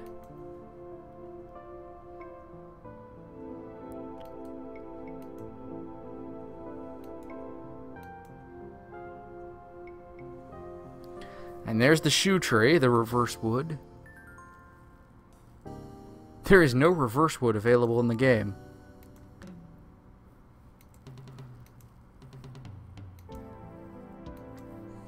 The region of fire is surrounded by a flaming border that can only be passed by traveling beneath it underground. Forest fires, lakes of boiling lava, and firestorms are the rage here. Plants are short-lived and hardy. That's really nice, thanks. This encyclopedia is about as useful as a kick in the testicles.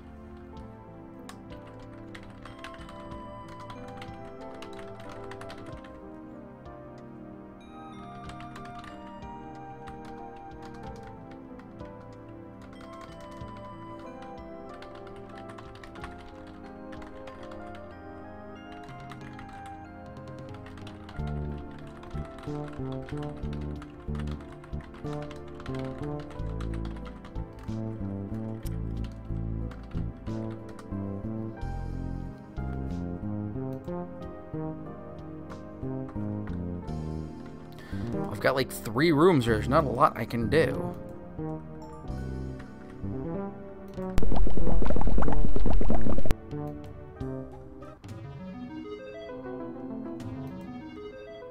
Yeah, there's the tunnel. That's not real helpful. You gaze in horror at the lake of molten rock. Now and then a bubble slowly forms and bursts. The pointy rock is way too pointy to hold anything. The grappling hook would surely slip off and slide into the lava. Well, yeah, that would be bad. Yes, I can see that. Yes, thank you for making me watch this sequence every time.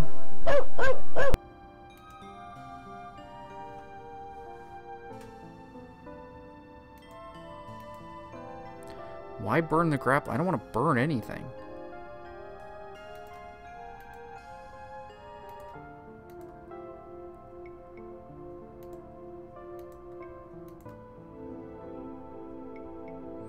I don't know. Why am I burning anything? I don't have anything to burn. Ugh, game.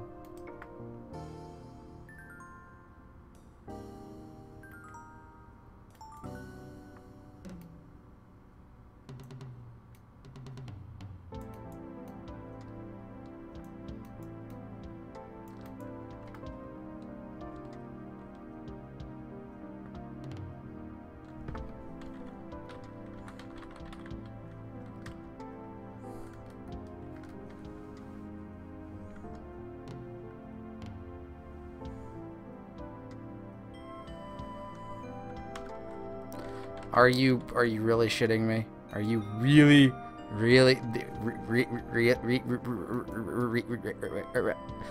I'm sorry, I just popped.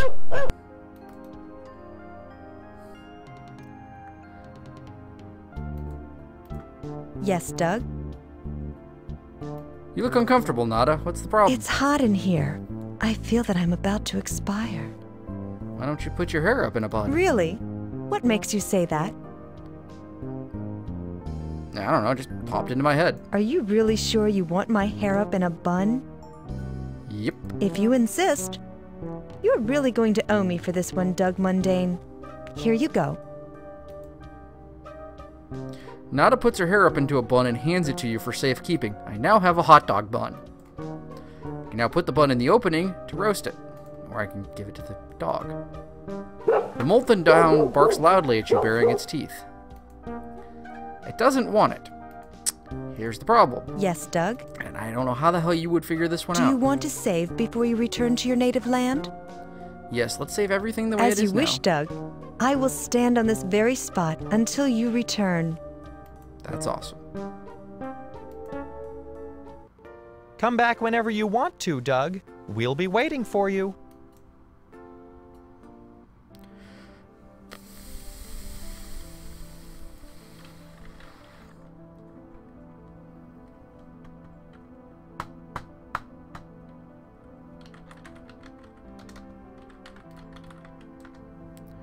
Okay.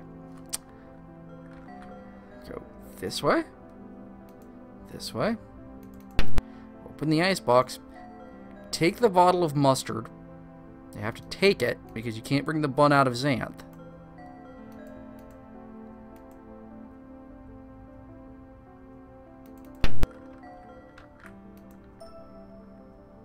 Burn it to the ground! Okay. It's nice to have you. And then it takes you right back into the game. You have to wait for this again, apparently. For reasons I will never understand, a fucking bottle of mustard traveled through with me to Xanth. I'm almost surprised to admit that I'm happy to see you again, Doug Mundane. How are things back in your homeland? Mundane as usual. I knew you'd be back for more. Xanth is where you belong for the present, Doug Mundane. Presents? There's presents? Give me a present! Alright. Open the fucking mustard. You squirt a healthy serving of mustard onto the bun. The hot dog, disturbed by the presence of the loaded bun, melts into the lake, yelping in distress. Really?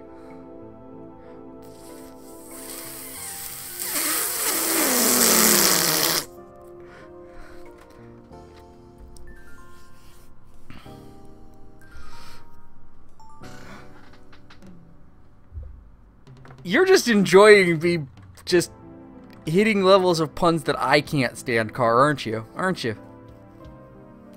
And now I can talk to the fire. How do you do? It's a pleasure to meet you, laddie. Oh, so you're Irish. Does anything interesting ever happen here? Occasionally. My ancestors have long told the legend of Mac, a fearless traveller like yourself, trapped once within this cavern. With pyrotechnics and wit, he managed to pass through the wall of fire ahead. Where could I find this Mac you mentioned? Mac's been dead for centuries, son. He's only a legend, and I have no way of authenticating it. I was told the story by my grandfire mother when I was a wee fire youth. You know, much like Voyager putting ancient in front of everything, you don't need to put fire in front of everything. But how did Mac actually escape the cavern? Some say that Mac hurled an explosive device that actually cracked the firewall, spreading the flames for a moment so he could pass through. It's a good thing I have an explosive device. You're standing before an impenetrable wall of fire. A piece of charcoal lies on the ground. Nada looks bored. So we throw the cherry bomb at the wall, and nothing happens. Okay, guess that wasn't enough of an explosive device.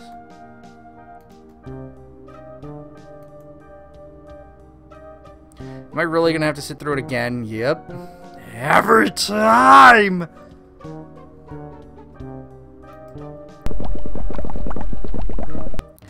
You know what would be awesome is if I could just click on a room, like, out of a list of them and suddenly beam back there. But you can't.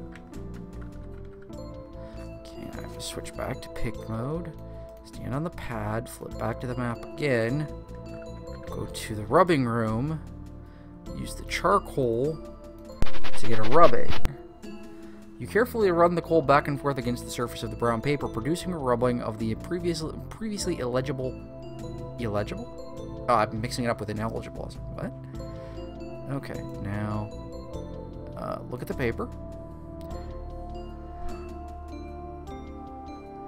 Mac's Surefire Cracker Mix, a tasteful blend of flour and firewater baked to a golden brown for your dining enjoyment.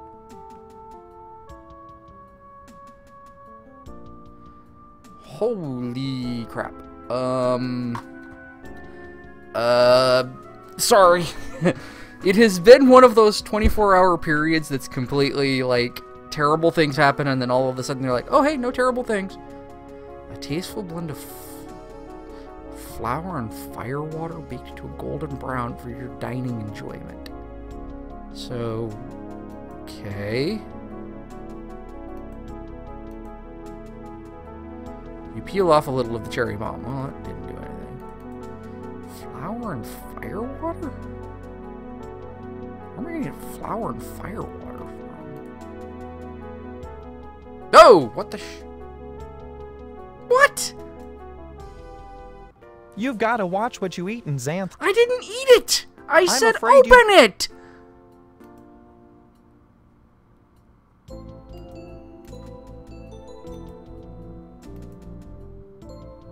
You've got to watch what you eat in...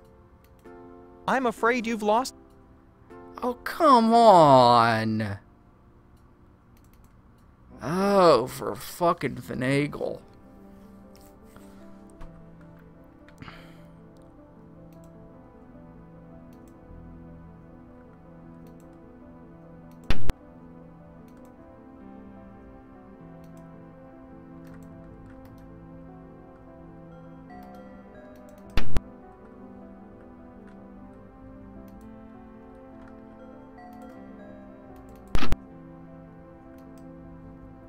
Yeah, the storm's too bad to go out.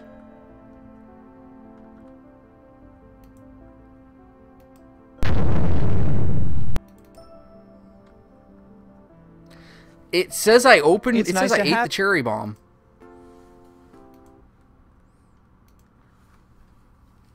I said open the cherry bomb. It's like you peeled off a piece of the cherry bomb, and then it says I ate it, which kills me.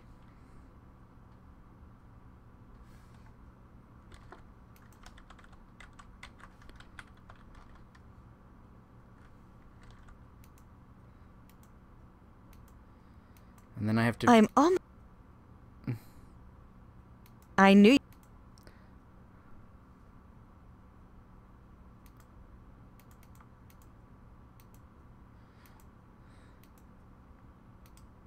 Okay, then the fire dog goes away and I can talk to the porn star. How do you do? Does that please or displease you, Mundane? Displease. Too bad, Mundane. I'd like to see you cool it down in here. Don't invite me. How do you do? Does anything interesting ever happen? Occasionally. Mac's been... Some say that Mac... Okay, so Mac had an explosive. So we retake the charcoal. Yes, the obvious step after opening an explosive is to eat it. That's what I always do.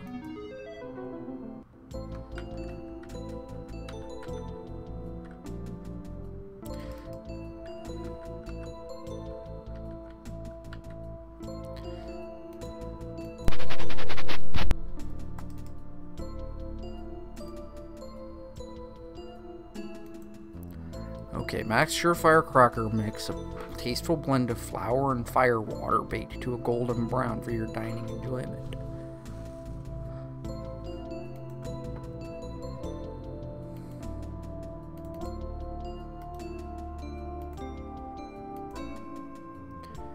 Okay, so I have a tea bag. That came through with me. For what good that might be.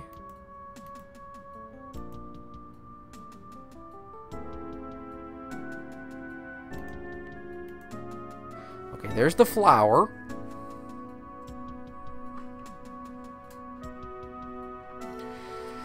I'm getting used to the punning, and I don't consider that a good thing.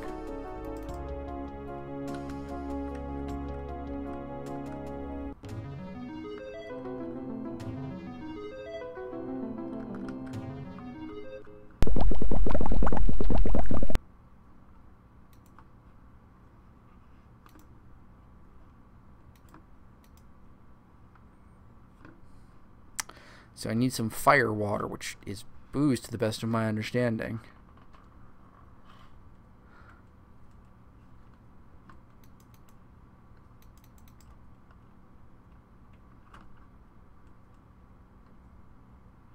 Or lava.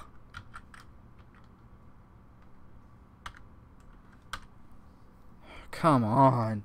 There's gotta be a way to skip this animation. I'm tired of seeing him erect every so often.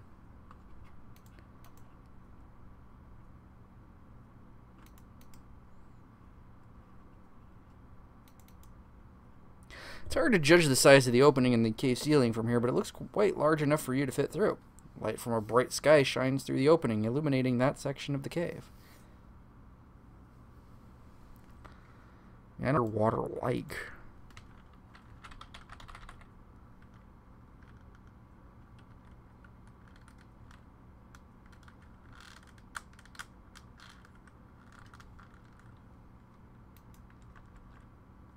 Really? Okay, well. Sorry, about half the puzzles in this game have made you go, really?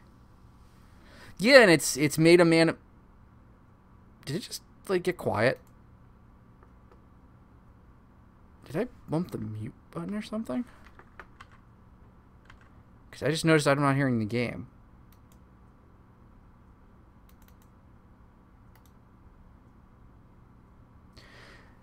The fireman hands you a strange small water skin. Yes, Doug? Okay, there's just no music. And that would be fire water. The fireman snatches the wineskin back from you. Okay. You pour some of the hooch into the mortar. You insert the pestle into the mortar and grind for a bit. A ball of dough soon forms. Fireman takes the wineskin back. Then we put the dough in the oven. You carefully place the mortar with the dough ball inside the oven. It soon glows a hot red.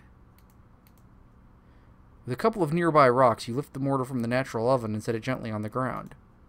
It slowly cools and you eventually pick it up. The fireman hands you a strange wineskin.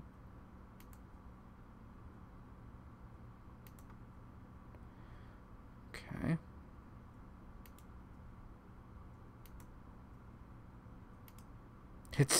It's a cracker.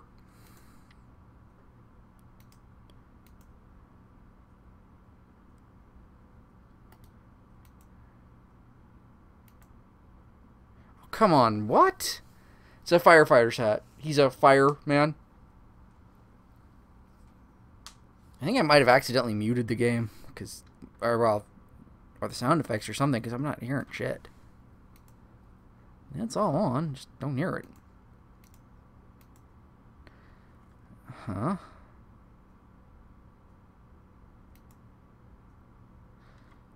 Okay, the dough has risen and taken on a glossy yellow texture. Golden brown. There we go. I have to actually let it bake. Derp. It crumbles into dust as it cools. Amid the ashes, you find a blue firecracker. That is an ancient firecracker of Mac, son. Be careful what you do with it. Where'd you find it, sonny?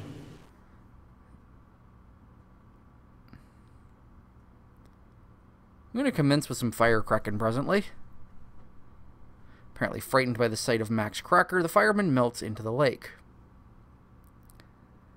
He has fire water, you know, booze. A menacing arm rises from the lake and points its index finger directly at your head. You dirty rat! You made my fireman run away. You's better get your soy butt out of here, or I was gonna shoot you. What? Hey, where'd you come from and why are you burning mad? I live here, okay? What did you do to my fireman? He seemed afraid when he saw this cracker I made. What cracker, kid? I hear some guy named Mac invented it.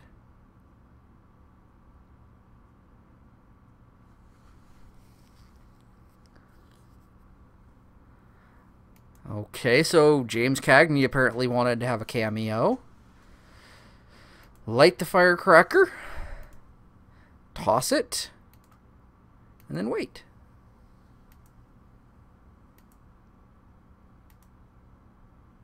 Time passes. The cracker explodes in a brief but loud explosion, eradicating the firewall. And now I can move forward. Victory! Victory! A gaping hole in the ceiling lies several feet above your head. Not a brush is against you. Let's enter the opening. You jump towards the opening but can't come even close. You fall onto the path precariously near the edge. Let's use this grapple. That sounds like a laser.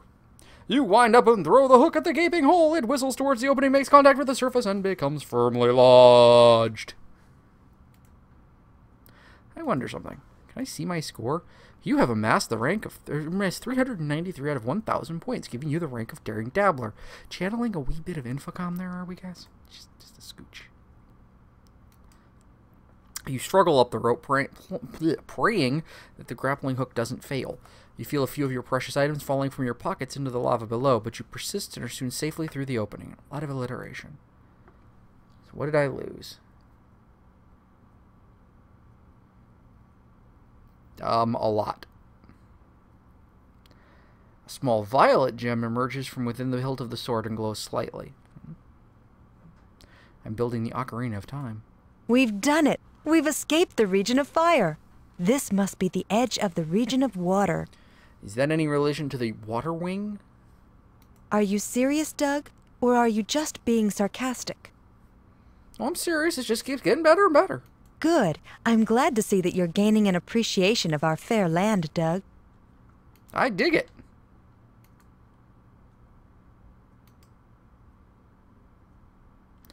Let's walk onwards. You stand before a small bridge, the only means of proceeding forward. Hello, something from a Maurice Sendak rejected creation. A strange troll. Ye be a wee lad, me sees. Not much meat on the small bones to chew, and a sweet naga lass in tow, me sees. Together, the two would make a fine meal, or three. You look like a turn-of-the-century Jewish stereotype met where the wild things are. I wish you would have met, gone off, been married, and never met me.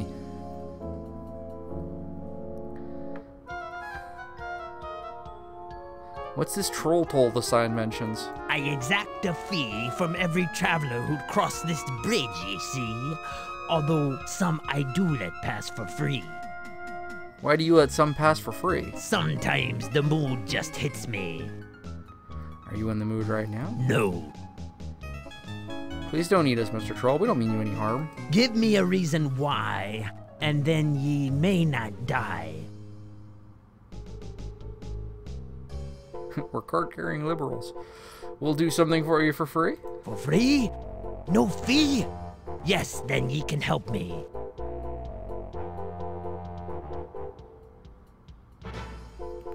Okay, name the task and we shall perform it. Are ye sure you'll help me? Absolutely. This I require of thee. I've lost a small key that is of the utmost importance to me. It's lost somewhere within my home below, but exactly where, I do not know. Bring me this key, and I'll waive my usual fee.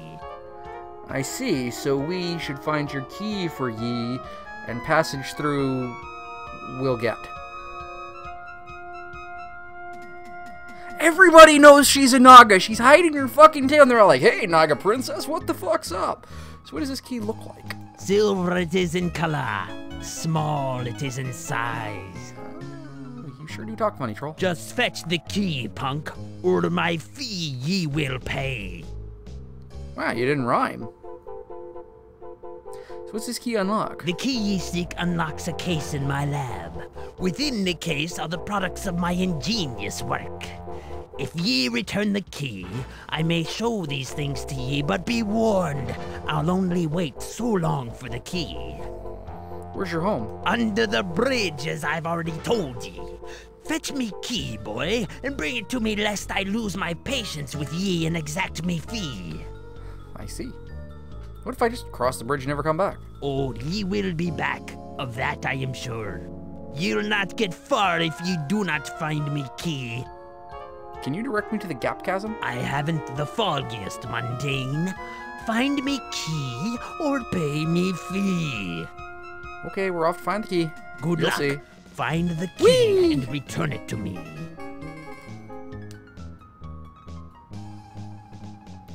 Alright. Nice digs, mate.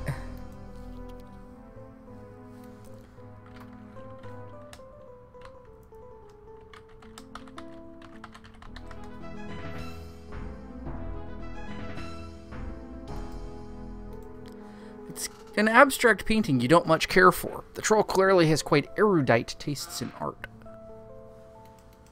A medium-sized marble statue in the Greek revival style stands proudly at the foot of the staircase. Excuse me.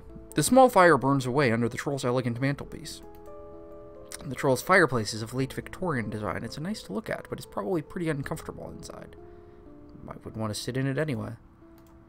The large wooden table stands in the middle of the troll's living room. Its surface is bare. An elegant green upholstered chair occupies a corner of the troll's living room. A small wooden table stands against the far wall of the living room. A large standing lamp occupies one corner of the carefully appointed living room. There's nothing especially notable about this pillow. A sophisticated green upholstery. Okay, can we sit on it? You sit down and relax for about 30 seconds, but soon feel compelled to continue your quest. As you reach towards the troll's pillow, he leans slightly in your direction with a malicious look on his face. Ooh. He's not a nice man. You are standing in the troll's lavishly decorated living quarters. A small fire warms the damp room. A classically styled statue occupies a prominent place on the foot of the staircase leading to a bedroom to the north. Stylish wooden furniture, elegant sofas, a chair, lighting, and an ornate fireplace complete the picture of this lavishly decorated living room. Yes, you said lavishly decorated twice. You're kind of moving into that eerie atmosphere from Last Half of Darkness. Eerie! An ornate chandelier hangs in the center of an otherwise featureless ceiling. It casts a bright light upon the room. Alright, so I've gone no directions, and I probably... Okay, cool.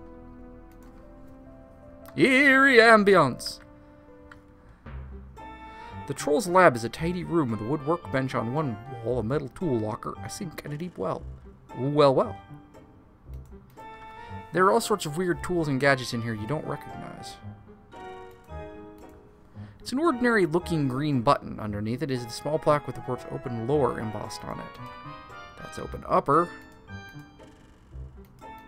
And that is close both. Okay, cool.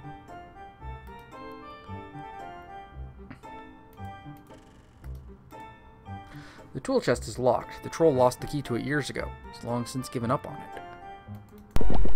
You turn on the faucet and the sink fills with water that we couldn't pay to animate. Oh, yes we did. Woohoo! Wow, that's a lot of water. Oh god, it's water. Water everywhere, it's gonna flood.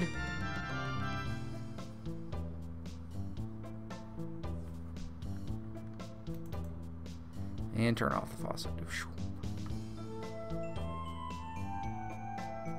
You shut off the faucet and the water slowly drains from the sink.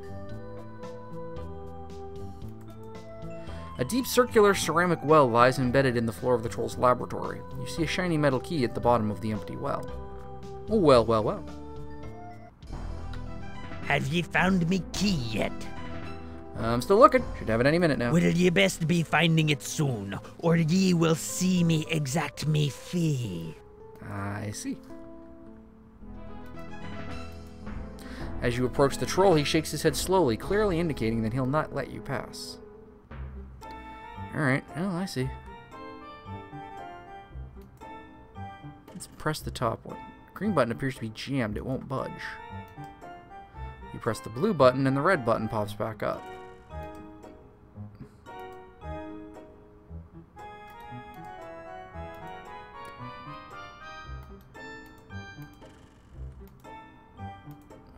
Okay.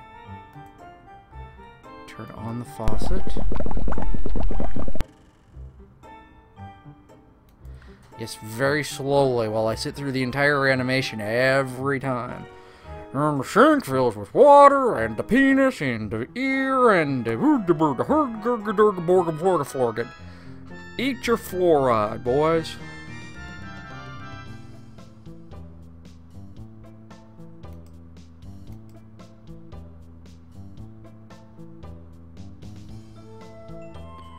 And then I emptied the sink. Okay, well, that doesn't accomplish anything. Yes, I didn't want you to.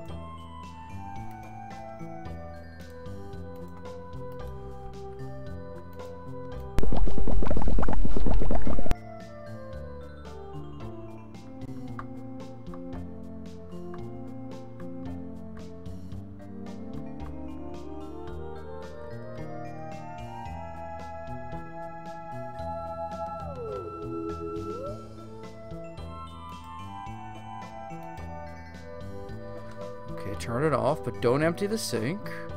You emptied the sink for me. Awesome.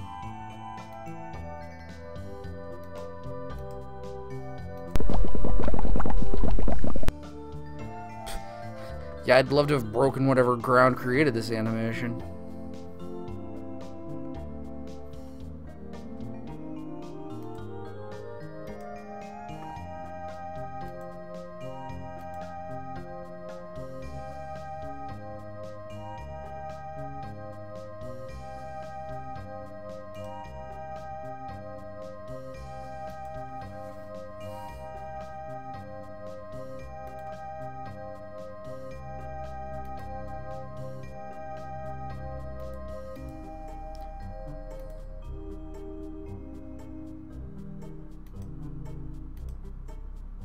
So you can't put water in the jar just because it was made for moss and insects. That's really stupid of you.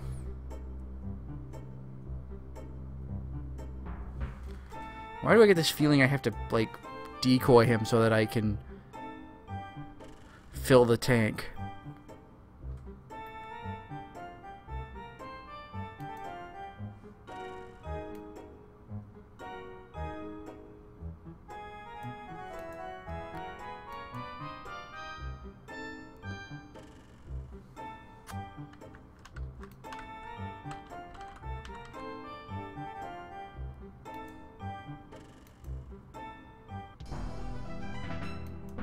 Have ye found? Will ye best?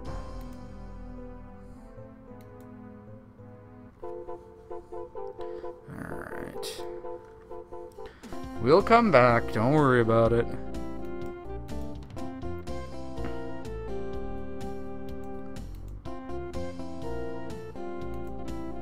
Hey, what do you know? A convenient hose.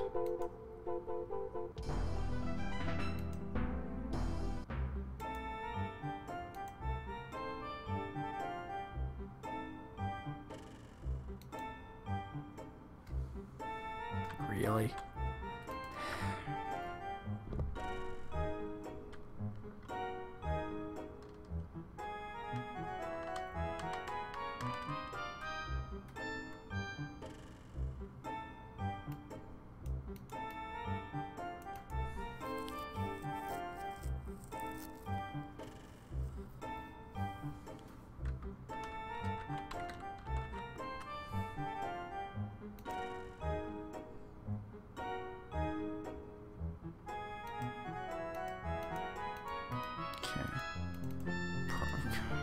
Press the button. Okay, cool. Put the hose in the water. You put one end of the hose near the bottom of the sink and drop the other into the well. It slowly fills. It's a siphon. It shouldn't have worked quite that well, but it did. Oh, hey, water.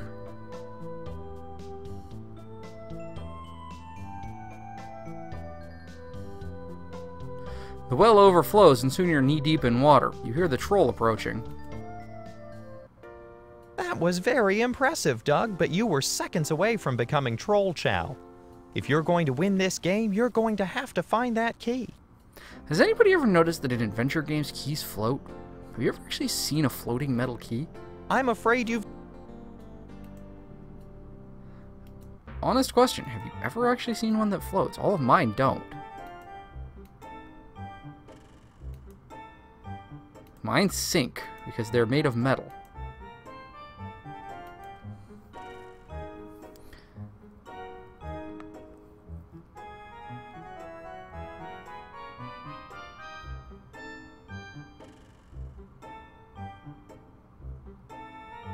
The small pool fills to its rim, because I put the capper on it. The upper drain is open.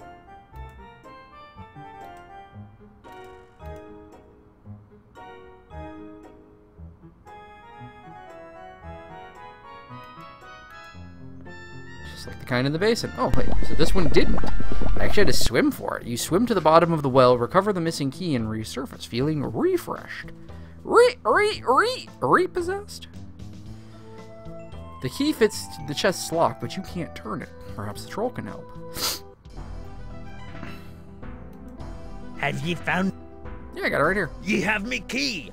Give it to me. Yes, this is it. Now the fun will really begin. Ye will see. What specific fun are you referring to? For ye second test, ye must solve one of the clever puzzles I've devised. Only when ye have solved one and shown it to me will I set ye free. I thought the deal was I just got your key. The troll takes the metal key and darts into his lap. He returns a few moments later carrying 3 square trays which he arrays upon the top of the tables in the living room. To attempt to solve one of me puzzles, pick it up and play with it for a while. Ye may try any of the puzzles as many times as ye wish, but I'll not let you leave until it's been done. The match puzzles are very easy, so ye must complete 3.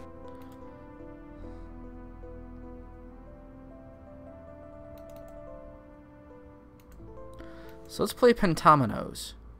We'll go with this tray. I've actually done these before, but... Oh, they rotate. I hate the rotators. I'm not very good at Pentaminos, but I've done them before. Hi, phone.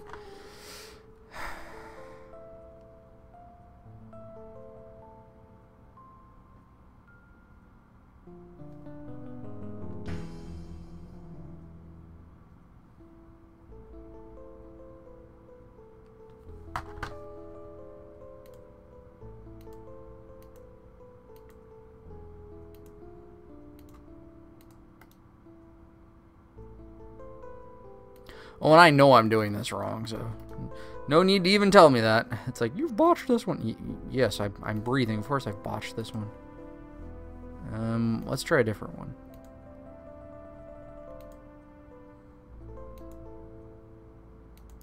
I'm not going to spend too much time on this because, frankly, we spend enough time on enough of these puzzles already.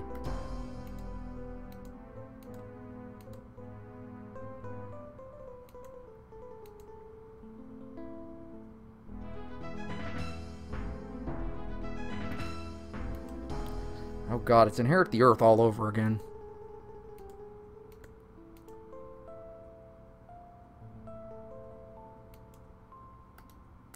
Which, if you were here for Inherit the Earth, hi! You're still here. I haven't scared you off yet, apparently.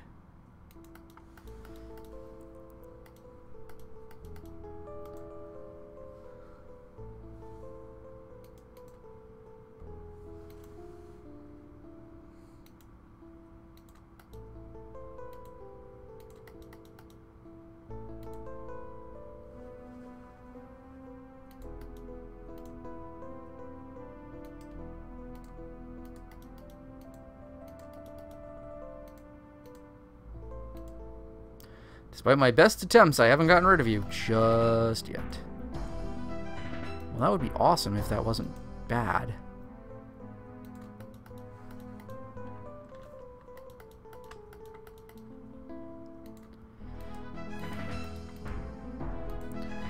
Okay. Oh, you flip by putting both of them together. Okay. So I can do that.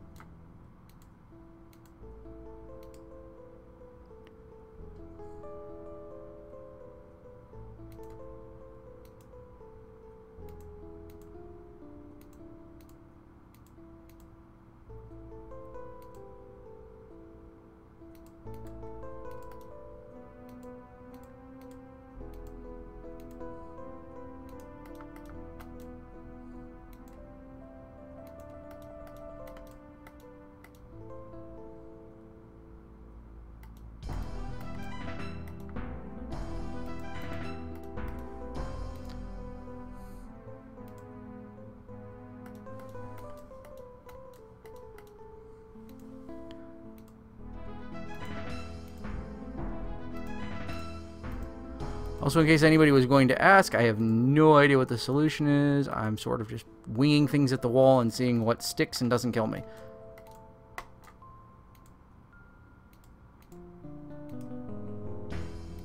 So far, so not good.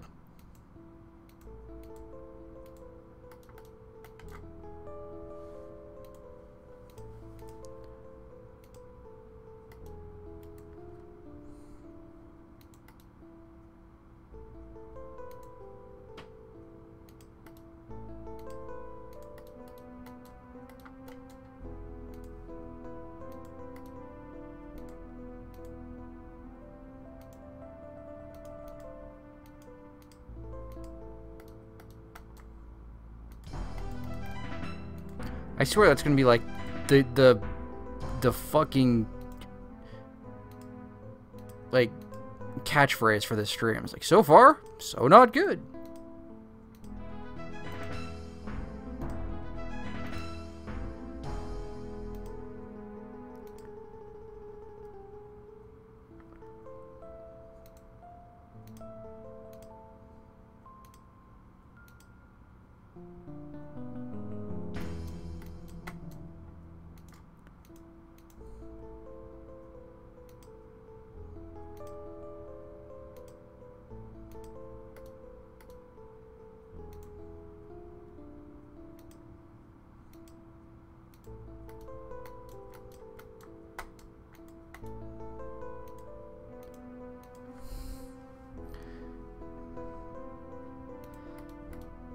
Yeah, I can turn them, I can flip them too, but it doesn't always work. Just kind of why you can hear me clicking frantically sometimes, because it doesn't want to flip them right.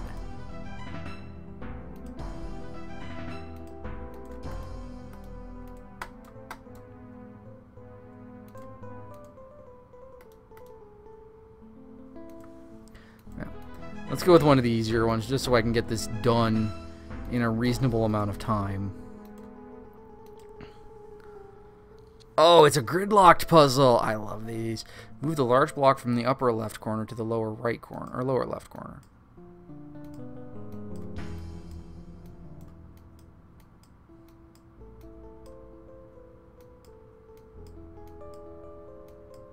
Of course, I'm already off to a terrible start, too, because I really do not like this particular arrangement. Would you come down, boys? Thank you.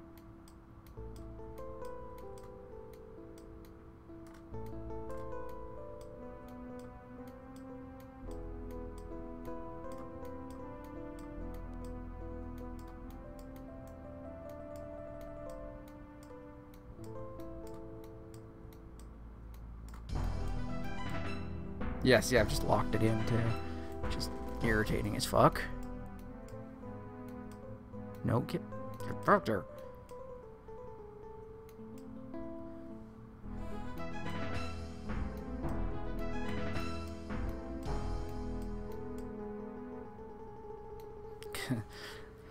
I moved it to the lower right perfectly.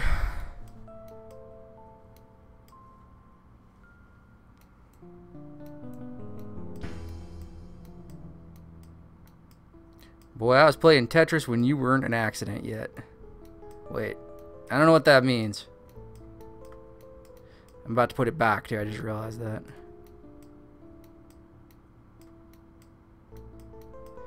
So I'm about to completely reset this. I've mostly reset this puzzle already. Move. Thank you.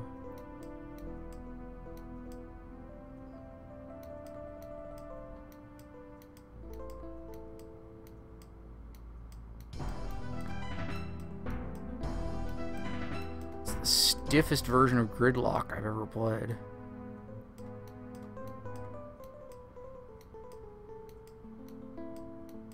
Yeah, that doesn't do me any good at all.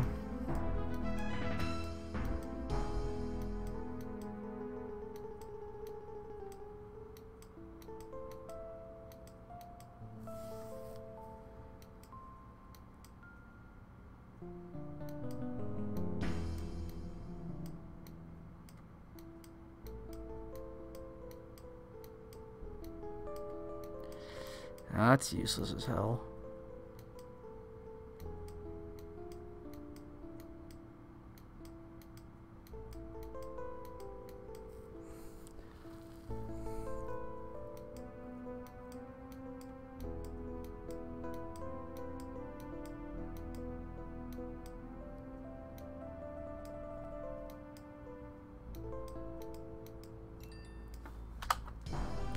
Again with the phone.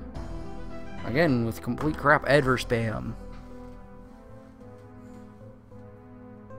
No, I'll give them that. They're not. Hello? Game. Oh, cool. It won't respond to my mouse clicks anymore. There it goes. It didn't want to read my mouse for a second there.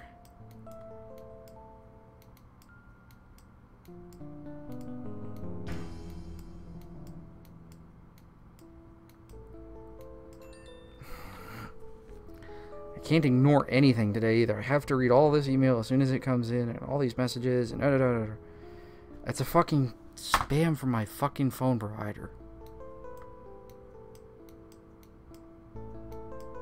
Because God knows I needed more of those in my life.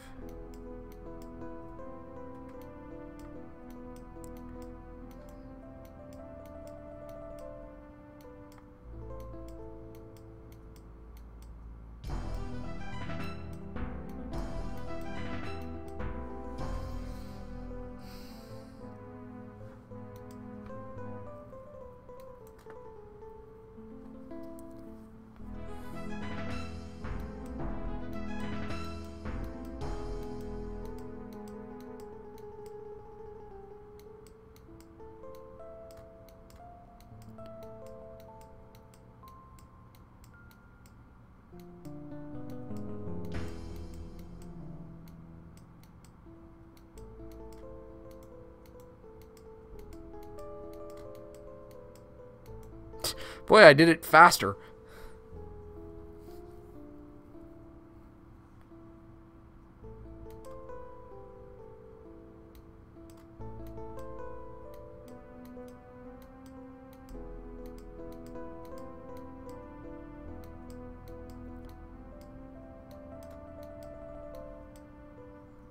Never mind, I don't know.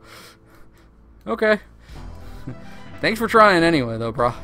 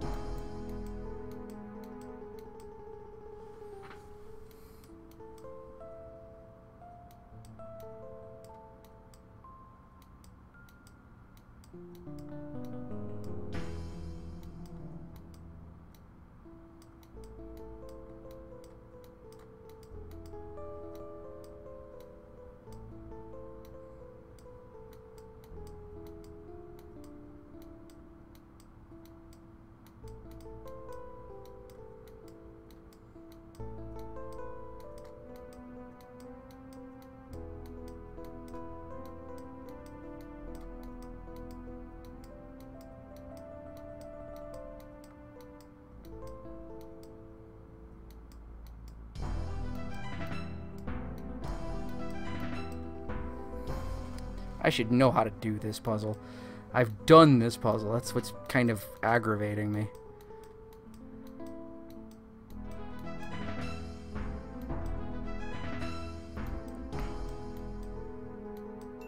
Oh, come on, phone.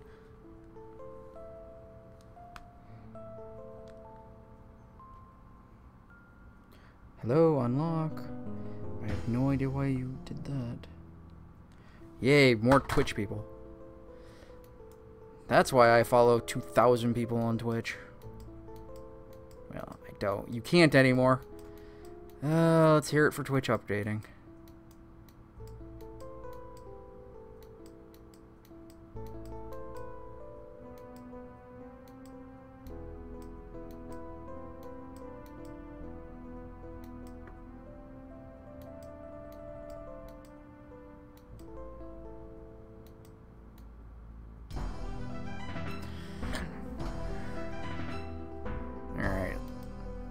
Let's just do the baby one because that's all I've got the time for. To make 2 new squares.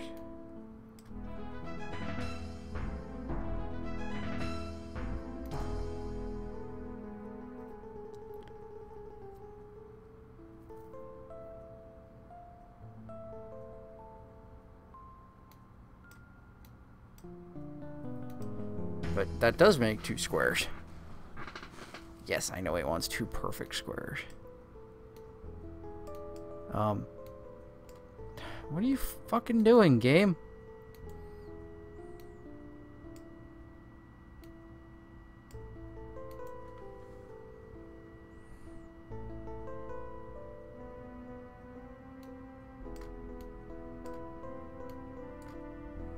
Well, I did better than you did, so eat my shit.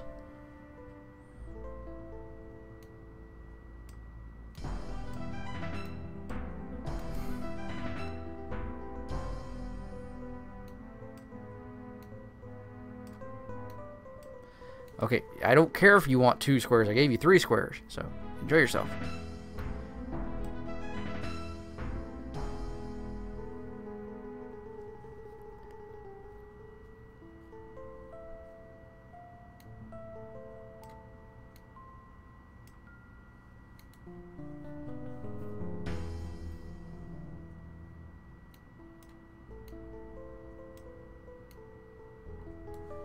No, that's it.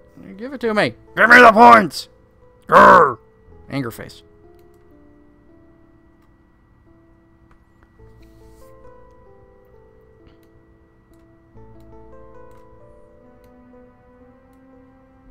That's 2 squares. You didn't say that to be just 2 squares.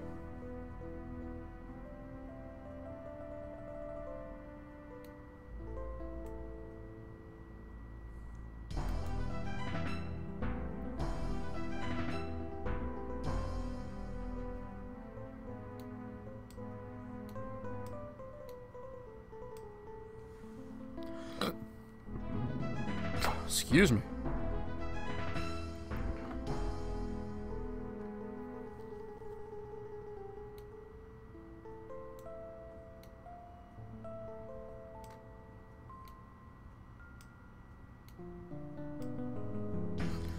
Okay, there's more? Move 2 matches to make 3 squares.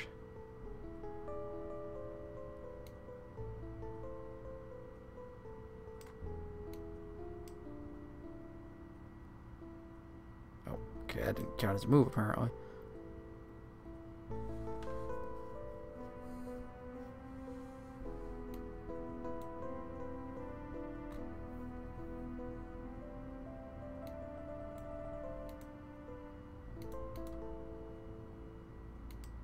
A winner. Blast. I thought that puzzle would have been harder for ye. Oh well. Ye have earned your freedom and may take the puzzle with ye as well. You mean that's it? I can just leave? Yep. Stay or leave. It makes no difference to me. Take this crowbar from me as well. I'm sick of it. Now buzz off, kid. Ye bother me. Yay, we escaped!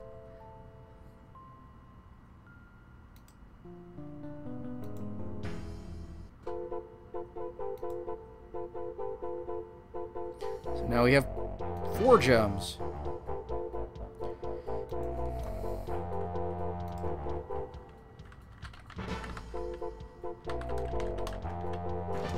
Alright, well, it is 2 o'clock.